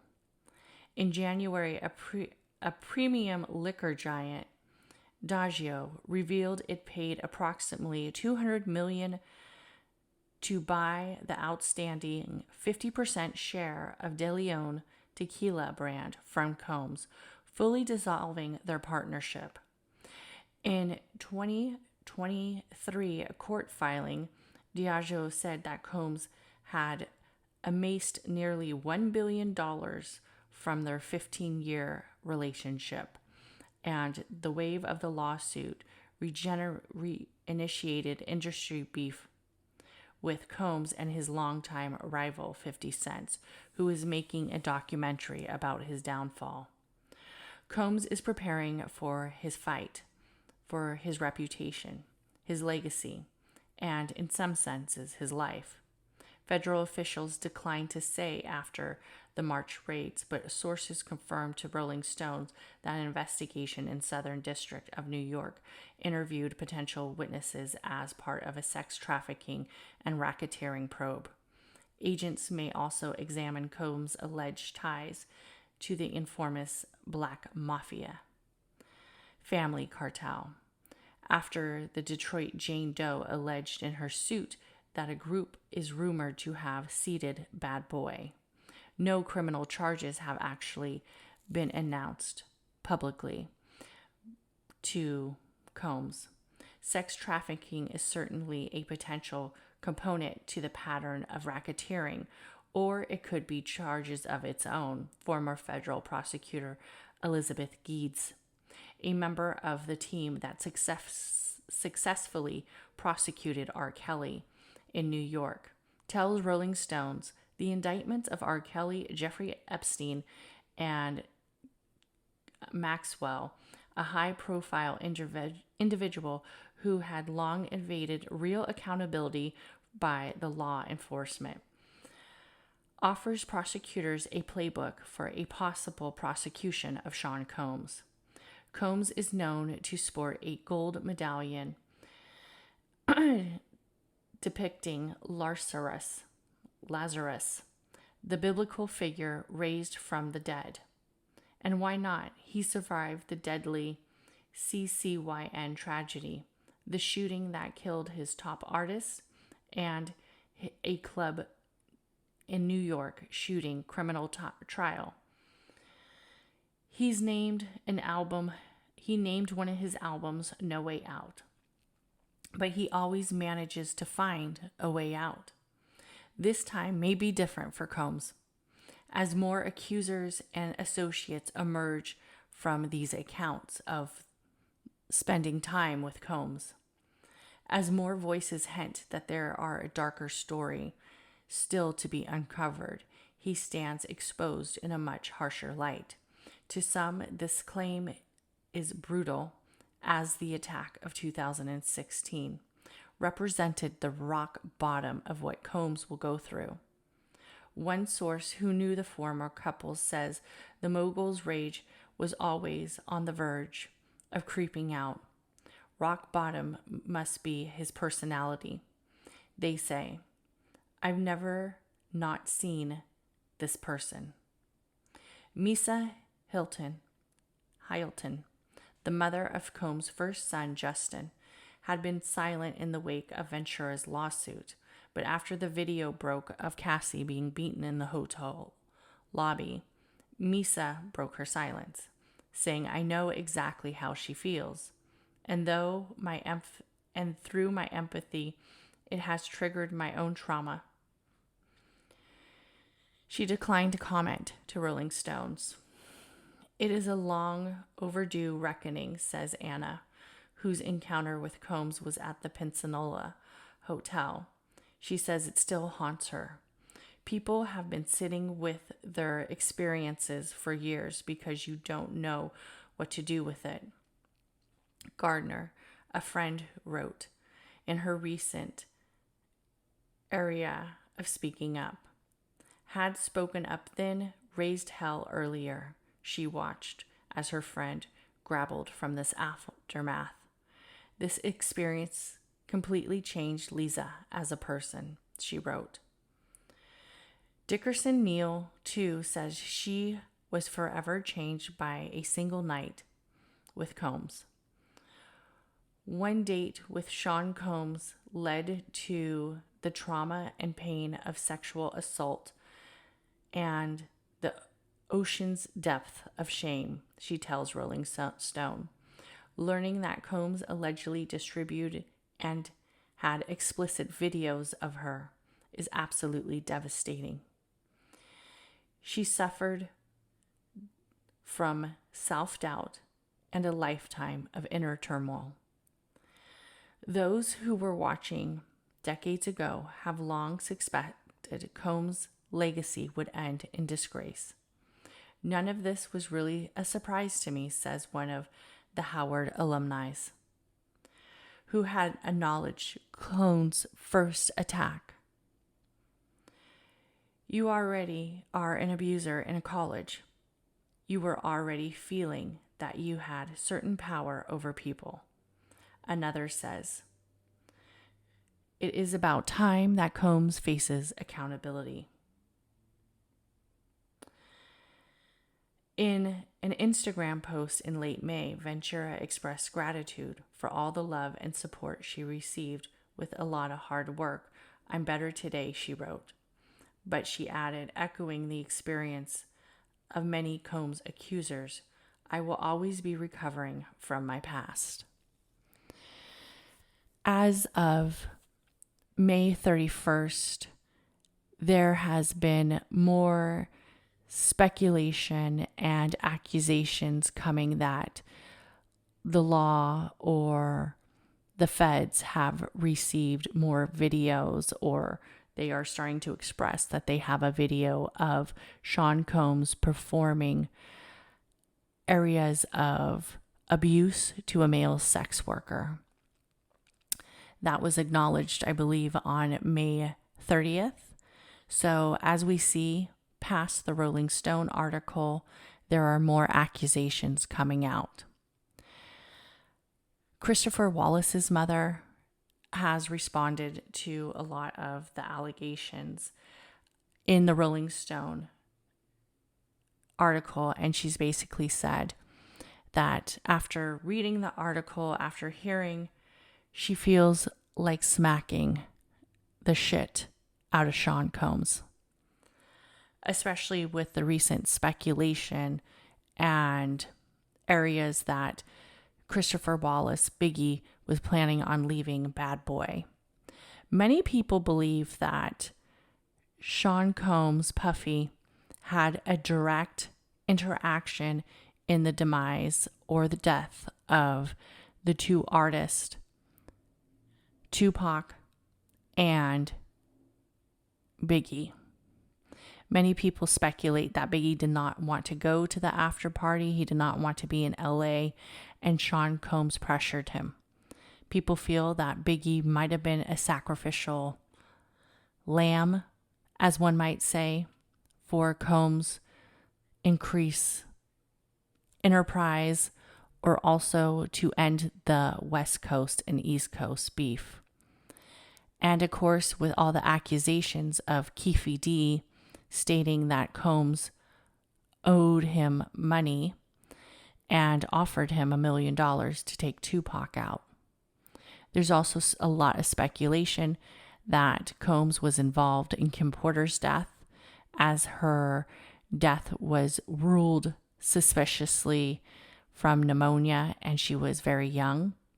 Also, there's been 2 medical examiners on that case, and the first medical examiner allegedly stated it was a homicide due to poisoning, but then later retracted.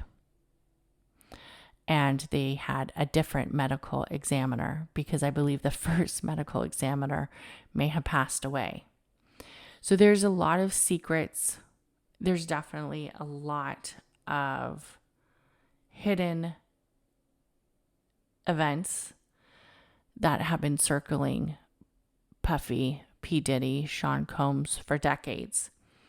And with the speculation of Shakir Stewart's mother acknowledging that he was actually physically assaulted by Sean Combs, and Sean Combs's ex-bodyguard, security guard Gene Deal, confirming that Sean Combs did physically abuse Kim Porter back when he broke her nose when she was having the relationship with Shakir Stewart, makes people wonder, what is Sean Combs truly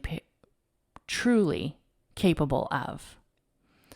So we will begin to look at his birth chart.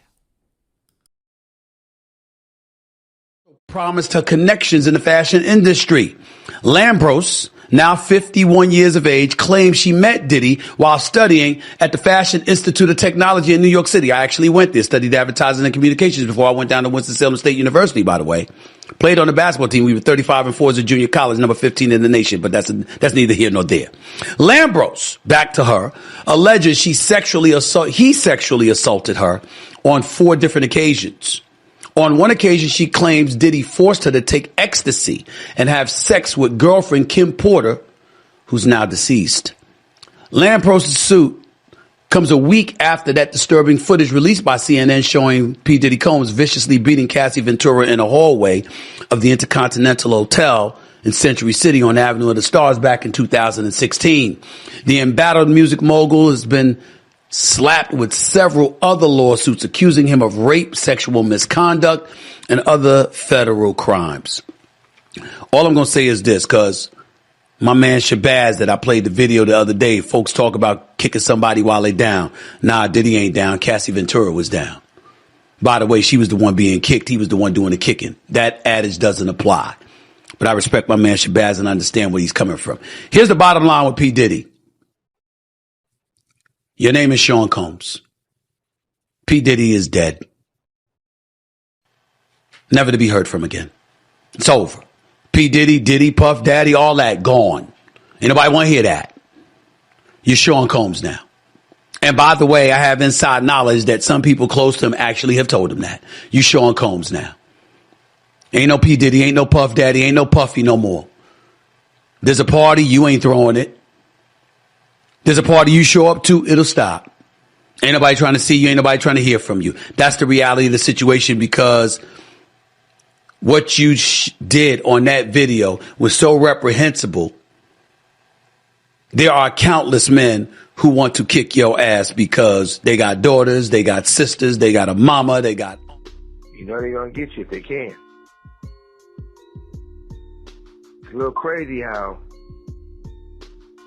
Puffy get booted out the alcohol business and Jimmy Iovine steps in with Andre and Snoopy promoting it.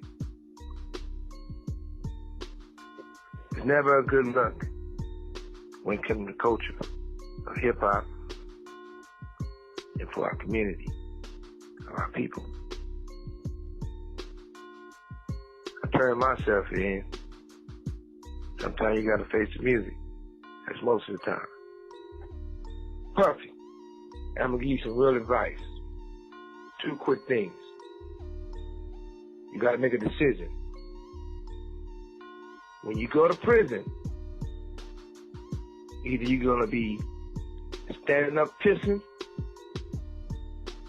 or squatting sitting down pissing. I advise you to try to take the first one, because if you're squatting pissing on the seat, you know what that means. Oh yeah, by the way, do not do your time going by Brother Love. Brother Love is not a good code name for prison. I'm out. Bye. If you wasn't my man's mom, I'd tear that ass up. Thank you.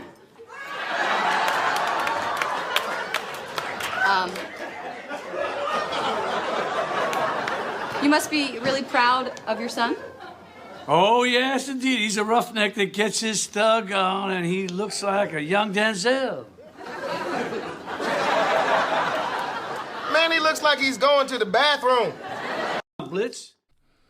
Okay, so let's get in the birth chart of Sean Puffy Combs, also known as P. Diddy. So for Sean Puffy Combs, I have that he was born November 4th, 1969, in what is believed to be Harlem, New York. He is a sun in Scorpio. He is also a moon in Virgo. He has a life path of 4.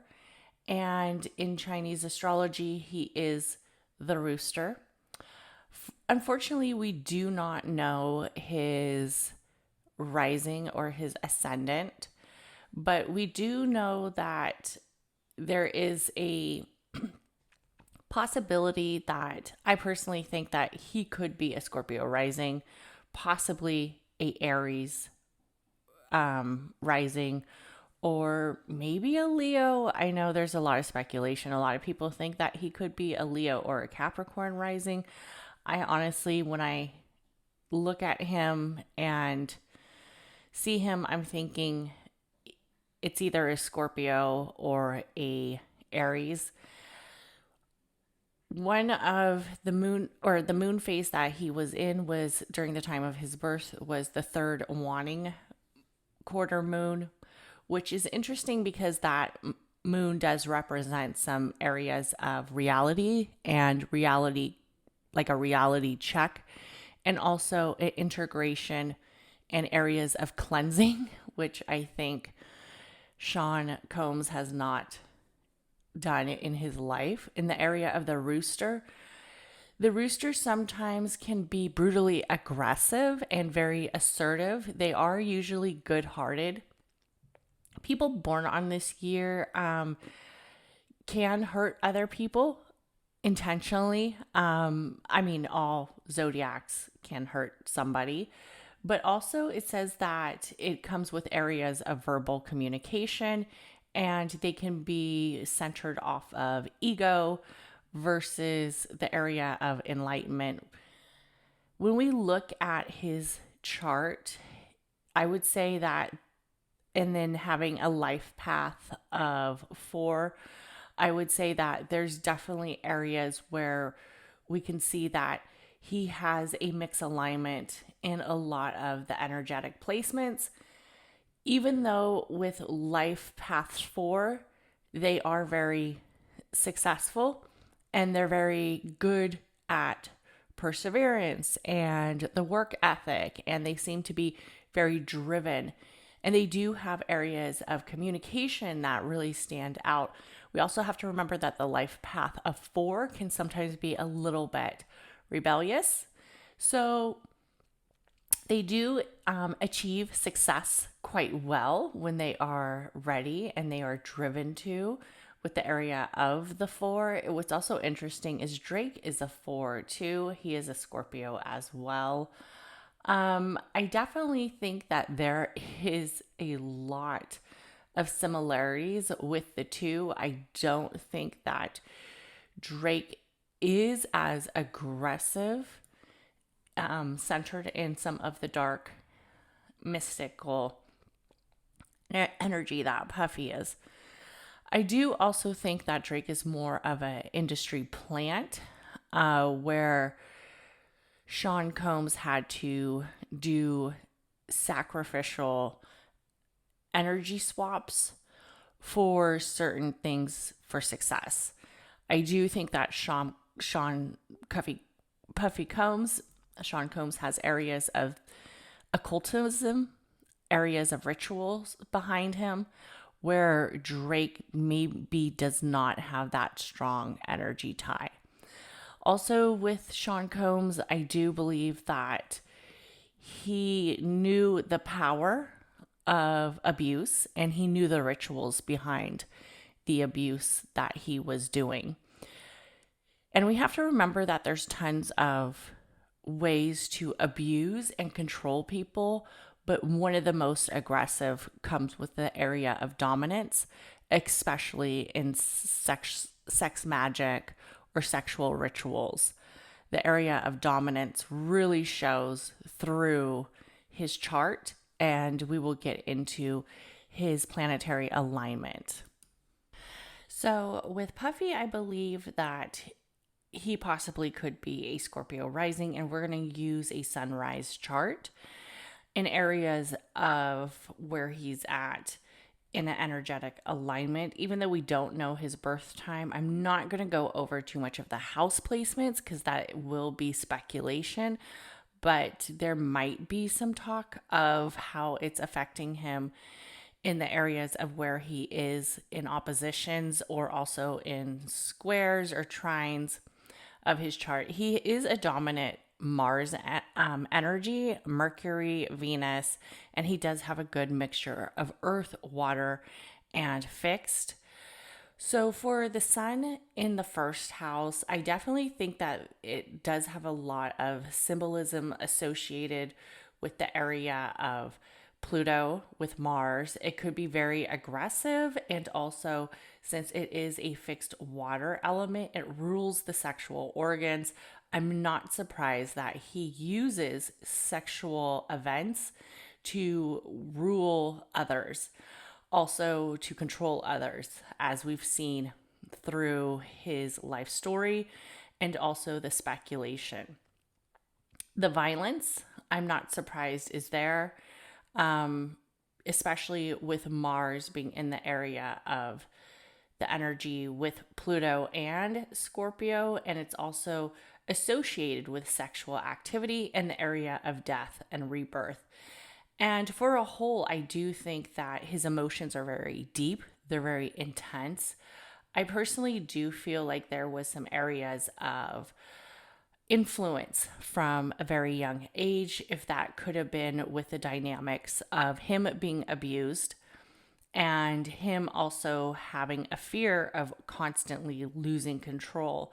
So that energy of being able to manipulate and create control really stands permanent in his areas of his roots, especially when we see that energy as the main zodiac.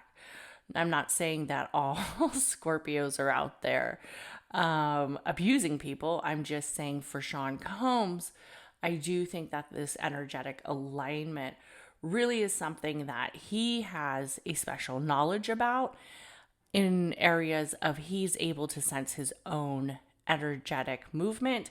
He's able to acknowledge this and he's able to take control. He's also able to have a special type of vantage because of everything he's gotten away with for so long.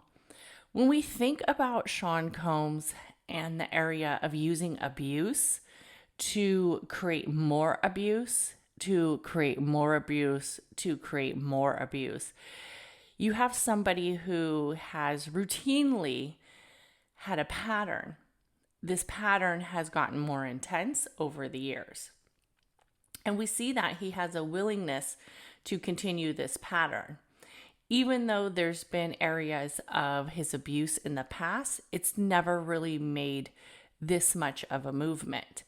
And what's interesting is I believe that his moon in Virgo is a full representation of this, the area of the emotional base that can bring forward the enlightenment. And I believe somebody said that Cassie was a Virgo, which we see the emotional toxicity that he put her through. We see the emotional imbalance. I do believe that this relationship wasn't necessarily, I'm not going to give it a title as a twin flame or as a karmic or as soul ties, but it definitely had an influence on her life because she was abused for over a decade, and then also in his life because this relationship was the start and also the end of his career and demise. I do think with a Virgo moon that there is a balance of something is very important to him in the area of patterns and also rituals. He's very ambitious, as we've seen. And he's very powerful in his ambition. And he knows that to him, control and manipulation is the overall goal. As he's making money from it, and so is the area of wealth and money, but it's almost like he's very emotionally detached to the feminine, and he's also very emotionally detached to the sense of control and power. What's also interesting is when I look at the Virgo moon and it having this strong area of the domestic goddess, and then that area of also like the whore, and that area of pursuing what it is that he wants out of power and creating connections that makes him seen and accepted through society, because society and his public friends, like celebrities, his bodyguards, and other people have definitely seen his ability to control people, to harm people. But since he was puffy, he turned a very, very different persona, right? In his mannerism, he was always cool, calm, and collect. But when you heard the stories of him assaulting people, being caught up in areas of scandal and controversy, it was always hush, hush. We're gonna quiet this down. And a lot of it has to do with this Virgo moon also creating those natural leadership abilities where he was able to, oh, that was just a one-time thing. Oh, that I was just upset. I could have handled that better. So he's very able to persuade the public, but they see this area of what it is that he can do, but for whatever reason, they feel that his qualifications and his abilities to maybe lash out a couple times, be a little bit abusive a couple times, isn't really who he is, or it isn't really who is. It's almost like, I'm trying to think, how can I explain this? Okay, so it's almost like the area of creating patterns and domestication and rituals in the feminine state with the emotional state. But then the success is so outwarding and very successful and very energetically aligned. So like, for instance, let's say you had somebody who, I'm going to use a woman, for example, because this is a Virgo moon and it's believed to be around 5 degrees. So let's say you had a woman who was amazing, beautiful. She looked like a goddess. She praised her husband. She did everything for her husband. She was very almost like untouchable, right? It turns into that emotional base of the feminine. And, you know, she had the house sparkling clean. Everything was organized. She cooked these amazing dinners. She was the perfect wife on paper. She was the perfect wife on paper. She did all the most beautiful things. She had everything. She ironed his clothes. She had sexual activities whenever he wanted. But then there was a part of her that maybe she was having an affair, or maybe she was doing something dark and sinister behind the areas of the emotional base of the feminine, of the area of domestication. Maybe she was a whore on the side. And that's how come she had to, you know, that's how come she did it for excitement. She didn't do it for money. She did it for excitement. But maybe there was clues, and maybe her husband was like a tit for a tat. I'll take this because this is more beneficial than trying to find somebody else. She meets all the checkbox, but there's something about her that he knows is not right. And I feel like I see that in that Virgo moon with Puffy. Also with the Scorpio, the Mercury in Scorpio, there's an area of representation, especially an awareness of the area of the magical worlds and wounds of the hidden. There is that area of a deep connection to the occult. When I think of Mercury in Scorpio, I always feel like it's like, how do you communicate with the dark side? How do you communicate with the energy of expression, the magic, the mystic? We are all communicators, right? We are all centered around that area of the analytics, the communication, the areas of deception. We are all centered around there. But the area of when we are taking it in the area of the brain cycle and the energetic alignments of what feels right with the brain, he would be extremely bored in a quote unquote regular life. Quote unquote regular life to Puffy, nah, it doesn't excite him. It doesn't keep him thinking. It doesn't keep him aware. He wants to have the ability to obtain certain things. Musically, he has the ability as well, but it comes with him a little bit more darker.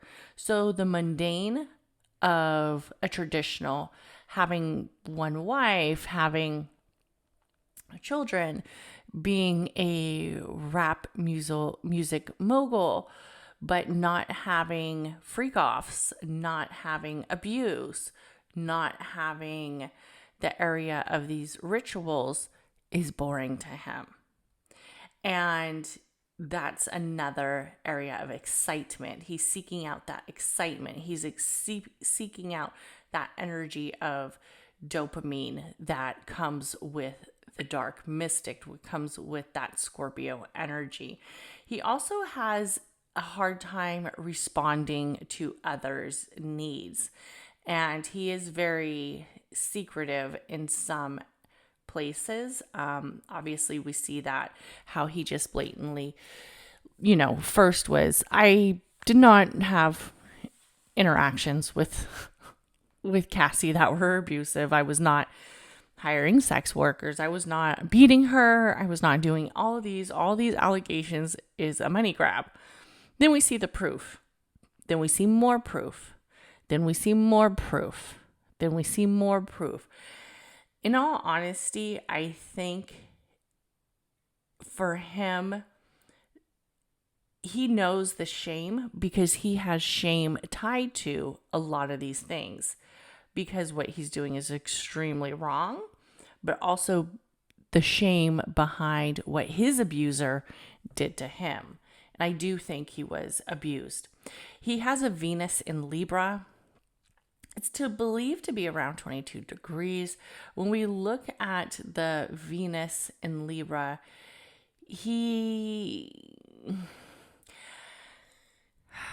I could see why he thinks he is somebody that people want to have a relationship with. I mean, for the most part, outwardly, yes, they would want to have a relationship with him because, like I said, on paper, the outer exterior looks amazing, but the inner is very dark, very hidden.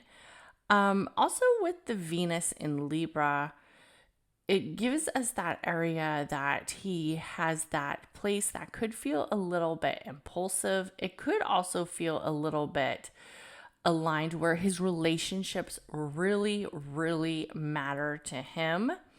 As Venus is the ruler of Libra, I could see how music, poetry, the energy of creation, of creating that R&B kind of mixture with the music. I mean, some of the music that he produced was very amazing. It was beautiful.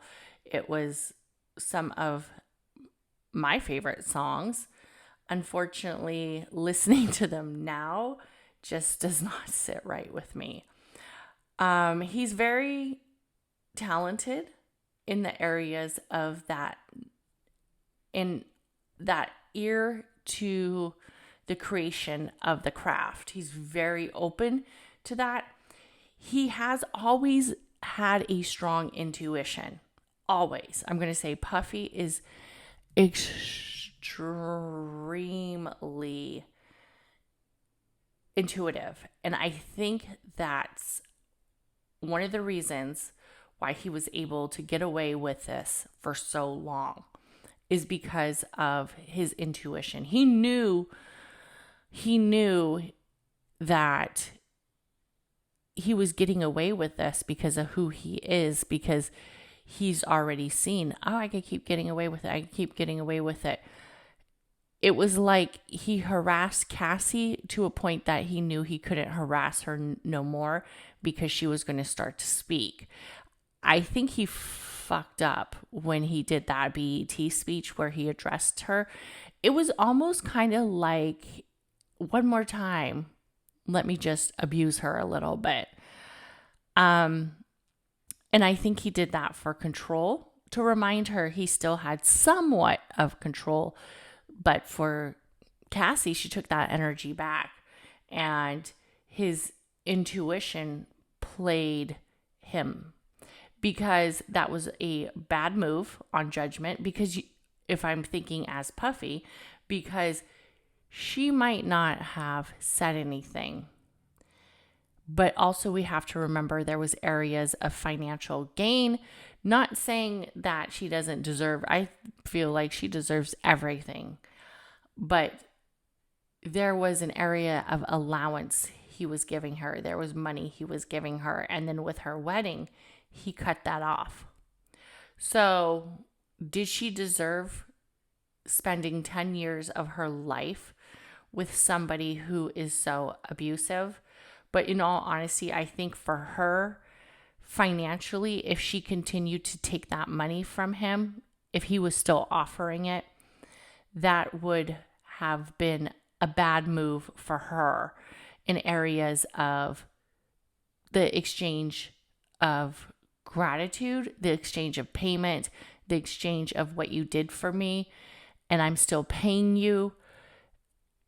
Internally,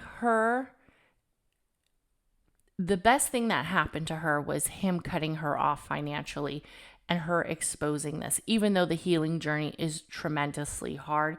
But we have to remember that his inner process is extremely manipulative.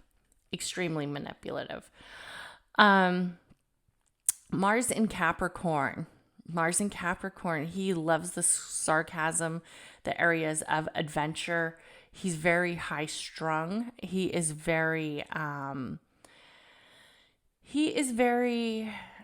focused on winning and being the best at everything that he does, to the point that he has that reputation. I do believe that he could have been his legacy could have been extremely different if he didn't have these control, abusive, narcissistic, violent areas in prominently his solar energy. If Puffy was maybe, let's say, a Leo sun, these dark ties wouldn't be hitting him so hard. But he's a bad person regardless. And he's almost like this strong and mischievous, deviant person. And he is a energetic vampire. When I look at him, he is an energetic vampire. And I'm not surprised that he has a Mars in Capricorn, because it is really centered around the areas of manifestation, investment, satisfying not only his needs, but also satisfying the needs of the society around him. Like, I can see how he did clean up his act in areas of paying people off. For him, it was just easier to pay them off than changing. Why change? I'm already getting away with it. I'm just going to pay them off. We saw he did that with Howard University. People knew not to cross him. So there was talk that Wendy Williams once shared a photo of him, and it was him with another man. And when he literally got back to New York, he was like, nobody ever work with Wendy if you don't like get rid of her for the radio station. Nobody that I have on my label or that I have with me in my camp will ever work for that radio station, will ever visit that radio station, will ever show up for that radio station. So it was that energy of, I'm dominant, I'm powerful. We see, this is my career. I don't care who the fuck Wendy Williams is. She isn't fucking me over. I'm fucking her over. So very dominant personality, especially with the Mars in Capricorn. I do believe he had a lot to do with Tupac's death and also Biggie's, as I've said that as well. Kim Porter's as well. I think that his energetic ties in body counts is around 4 to 5. I think he's capable of it. Jupiter in Libra.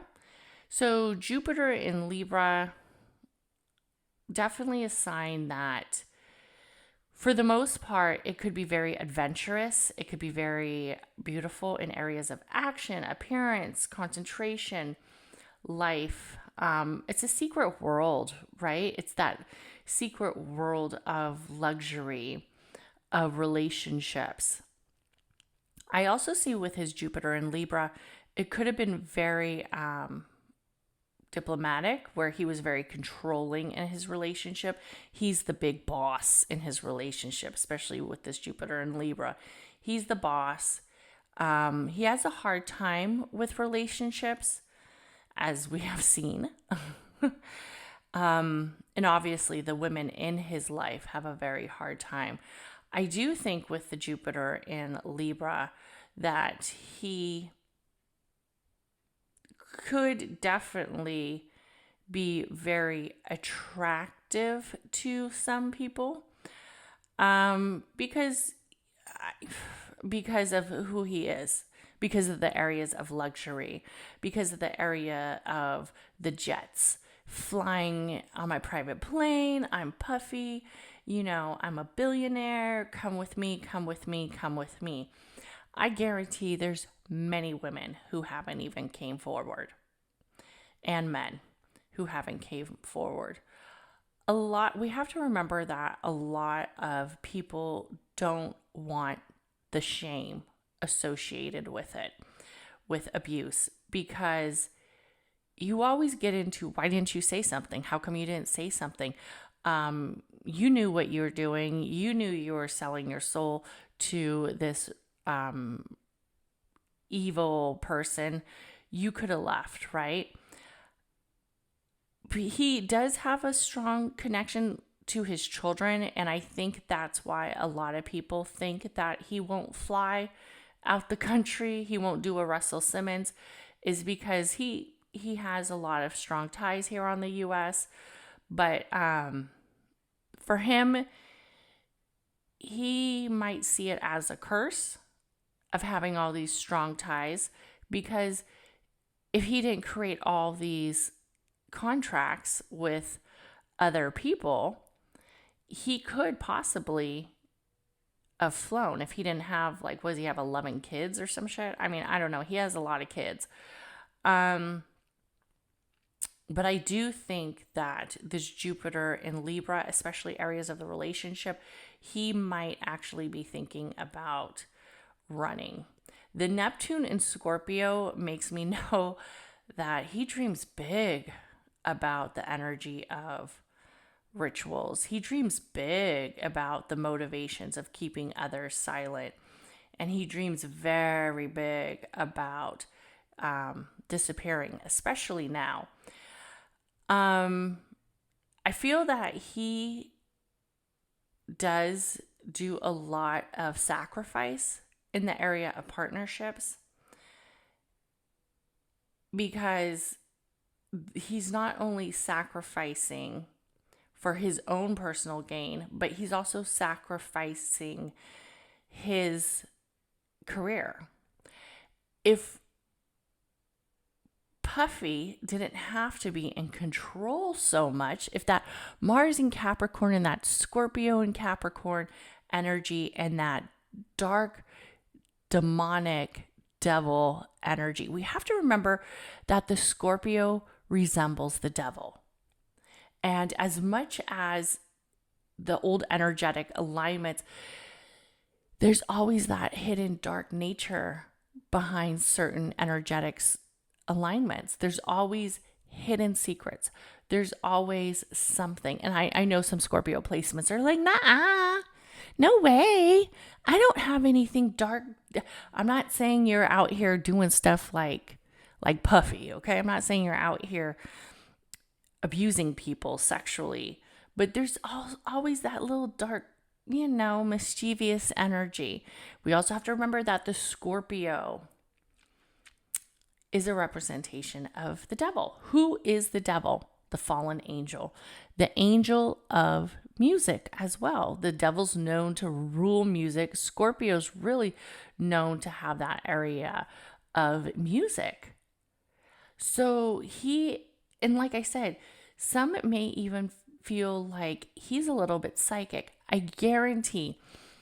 You know what's funny is I've been hearing this. People always say, all these rappers, all these, everybody, they always say, I praise God. But nobody really says who is their God. God to me is an energetic alignment, right? My God knows to do right. My God's living in the energetic flow of the universe of do no harm. You live a wholesome life as much as possible. But my God might not be the same as Sean's God. Sean's God might be dark. It might be I do feel like the occult studies and the ritual studies are heavy with him, especially with a Neptune and Scorpio. There's certain people, when you are looking at areas of the psyche, areas of the mind, you're just drawn to. I am drawn to the areas of the occult. I'm drawn to it in an area of knowledge and wisdom. And we have to remember that just because you know these things doesn't make you a bad person, right? God is the creator of all of this. But just because you know these things doesn't make you a bad person, because you aren't using these energetic alignments to create harm on somebody, where somebody like Puffy is. So I definitely see that with the Neptune in Scorpio. He dreams dark. He's got some dark intentions, babe. He really does. The Pluto in Virgo aligned with the moon makes me think that it is going to be a woman. It is going to be a domestic goddess who also was a whore who took him down.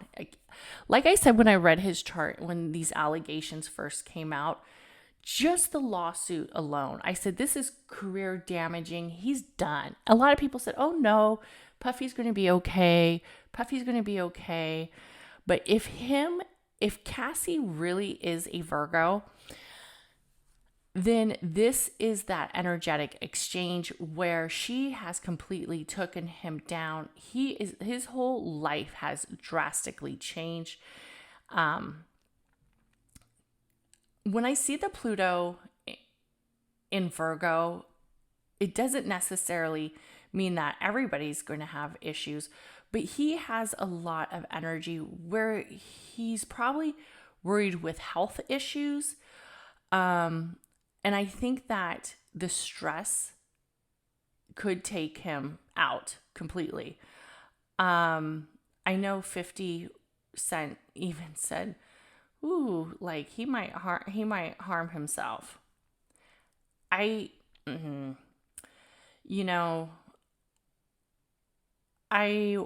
want him to be prosecuted for his crimes, because he needs to be, for his crimes against women. That Pluto in Virgo lets me know that he's very destructive with the Virgo. He likes the innocence of the woman. You notice how they're all young, innocent. Cassie, very young when he met her. I wouldn't be surprised if he did harm some children. I'm not saying that everybody who has a Pluto and Virgo is out there doing that. I'm just saying with him and what I've seen, I wouldn't be surprised that he has really ripped the innocence, killed the innocence of a lot of not only feminine, but also masculine energies. He's also learned to be able to get away with it. I think he is going to have some health issues. I mean, we don't know what health issues he already has besides the mental ones of being extremely demonic. I think he's an energy vampire. I do not think and this is what pisses me off about mental health is there's people who really need help with mental health. He's just demonic. He's just sinister, demonic, and disgusting. He also has Chiron in Aries. Currently, Aries is aligned with the North Node. So I definitely think that his energetic alignment, and what's also interesting is this is the same alignment that Tupac had, Chiron in Aries. There's definitely some ties coming up, some karmic ties. I remember the first time that Aries, Chiron went into Aries was right around the time that Keefe D started talking about Puffy and Tupac connection, where the arrest was made. So his long-term areas of what he's manifested in the past is coming back, especially when it comes to harming other people. He has a North Node in Pisces. The North Node in Pisces, in all honesty, lets me know that he's very intellectual, psychic, like I said before, and he does have an area of creativity behind him, but he also has that capacity where his long processes have been structured around, unfortunately for him, seeing himself as a god. And there is no God but the Almighty God. And that's not you, Puffy. And he's been using his power to get away with so much of his deviant side. But I see that he's very good at manifesting. Unfortunately, he's manifesting horrible things to other people. But he does have a strong contribution to the fact that he's good at what that manifesting does. Unfortunately, the manifesting that he is choosing just is very horrible. And when I look at that, this destiny will come back to him. So I do think there are some things that could happen with him if he gets arrested. He might serve some time. And let's look at the possibility of dates that this could happen for him. Let's see. So let's go at some of the dates that I think definitely will be coming his way as of right now. Like if we look at his chart right now, he does have some connections that makes you think that justice will be served or he's going to flee. Of course, I want to see him arrested, publicly humiliated, and I want to see him spend that time. So people do believe that when you look at the area of the 12th house, and unfortunately we don't know his birth chart placements with the houses, but a lot of people know that there's certain aspects with the 12th. Saturn, prison in the 12th, the magical malefic planet, also known as the moon, in the 12th or in the 2nd. Also the malefic planet in the 11th or the 3rd. The fact that he's a Virgo moon and his Pluto is a Virgo and Cassie might be a Virgo, even though we don't know the house placement, definitely makes me feel like there could be some prison time. When we look at the houses and we look at that area of the 8th house, traditionally, there might be some sudden events. We don't know where his 8th is, unfortunately. But the 8th as a whole, as a Scorpio, would be almost like in his sun energy, right? So definitely this was sudden, right? I mean, it wasn't sudden, but it was sudden. It was sudden. When I look at the energy of the 6th house, the mistakes, we see that in his, well, it's also his patterns and his rituals, the patterns and the rituals of the mistakes he got to where he is right now. We see that energy with the moon and also with Pluto, because the 6th house is the ruler traditionally of the Virgo.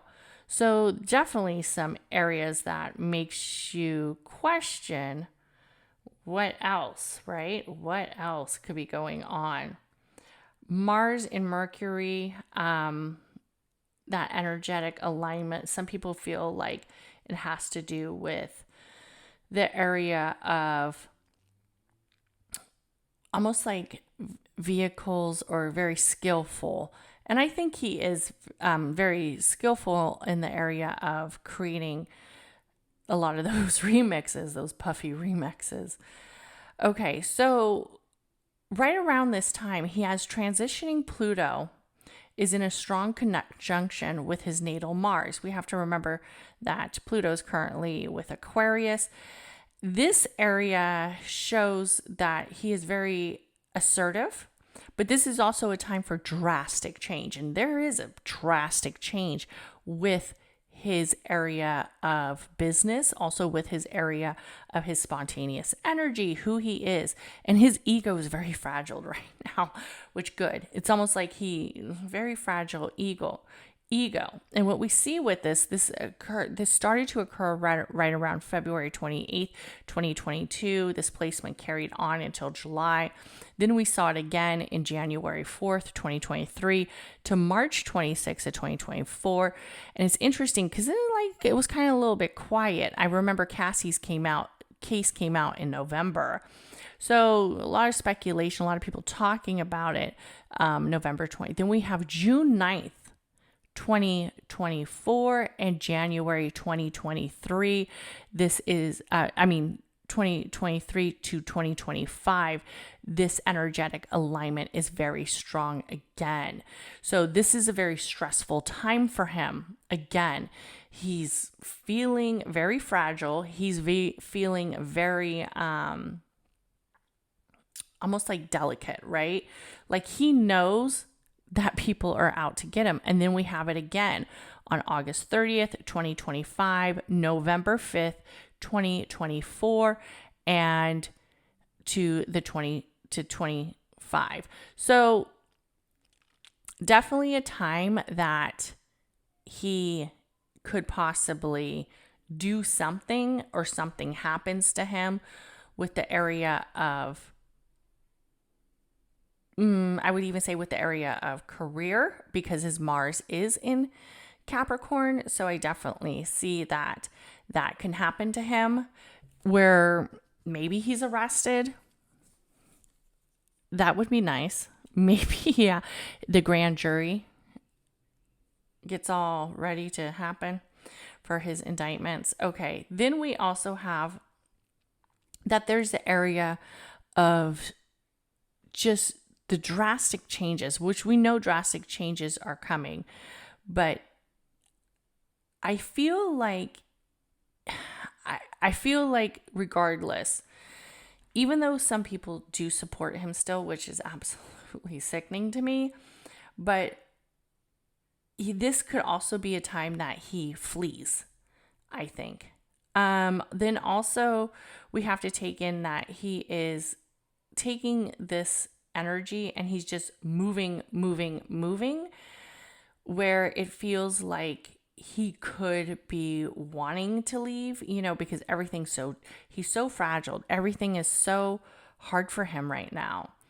Another thing that I want to talk about is the transitioning Pluto is in a strong sextile with the natal Chiron. So this is also a period that could feel like the old wounds are starting to come back up, and it matches, the dates match pretty close in areas of what's going to happen next. So this is going to start to occur in February 23rd to 2024, July 14th to 2024, all the way through there we see it, and then we're going to see it again December 31st to 2024, all the way to March 2nd of 2026, and June 21st to 2026, all the way to the 27th of January. Now, do I think these old wounds are going to continue to haunt him this long? Yes, I do. All the way to 2027 if he doesn't make some drastic moves. What's interesting about this area of transitioning Pluto in a strong sextile with the natal Chiron that's in Aries, another reason why I think possibly he could be a Aries rising is then that would be all happening in the energy of the first house, which is his house, because we see that energetic alignment of the sexual experiences have provided the hidden tunnels of the dark place of his psyche. And it's going to continue to come up, especially with Aquarius being the home of Pluto right now.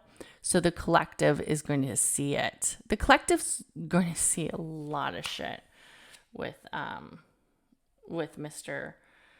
Puffy.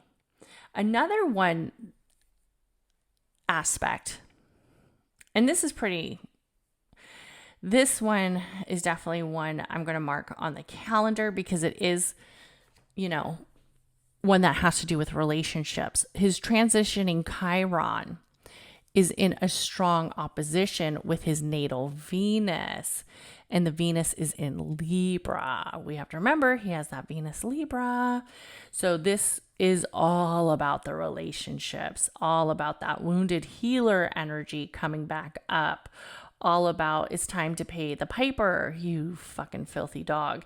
And we have that energy of it's starting in April and it will end around November 24th. That's currently the alignment we're in right now. And also February 20th, 2025 to May 20th, 2025. And what's interesting about this is the energy of the pain of the relationships, the painful insights. If he had, I don't think he has an intimate partner right now. I know Carisha, who she's fucking nasty as well, because she was all in on it. If you read some of the stuff that she's said to people, she was here for it. She was here for it. As long as she was getting paid and as long as she had her celebrity status, she was here for the weirdness that Puffy, the deviantness that Puffy, she said she got peed on. She told one girl she was going to have Puffy, quote unquote, make her perform sexual acts on her. So Carisha, in my book, was his match, was probably his match. I think if he didn't get caught, they'd still be together doing all kinds of trifling and abusive shit. So when we look at this at the time, he got an extreme rewarding his ego, rewarding his energetic alignment of his wounds. But now with this transit, it's in opposition, which means that the expression, the value that he once had at one time is now opposite of this and the energy of the relationships. So this energy that he had, it no longer serves him. So now this energy is going to serve the others, the collective, the people that he hurt. Also, one of the days that this happens is October 30th, 2025 to March 4th, 2026. That would be nice right before Halloween for that Scorpio. But we will see. So do I think Puffy is going to serve time? I think Puffy might. I think he might flee before he serves time. I think he is in a dark place. I just don't know if it's dark enough to continue to be here.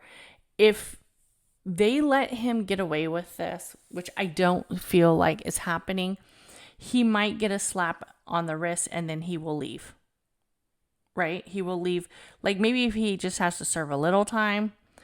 But I'm hoping more people come out and share their stories with something a little bit more current than the older allegations. And because this is the thing, if he was doing it back then, and there's still cases with him and his son, that he definitely was doing it now.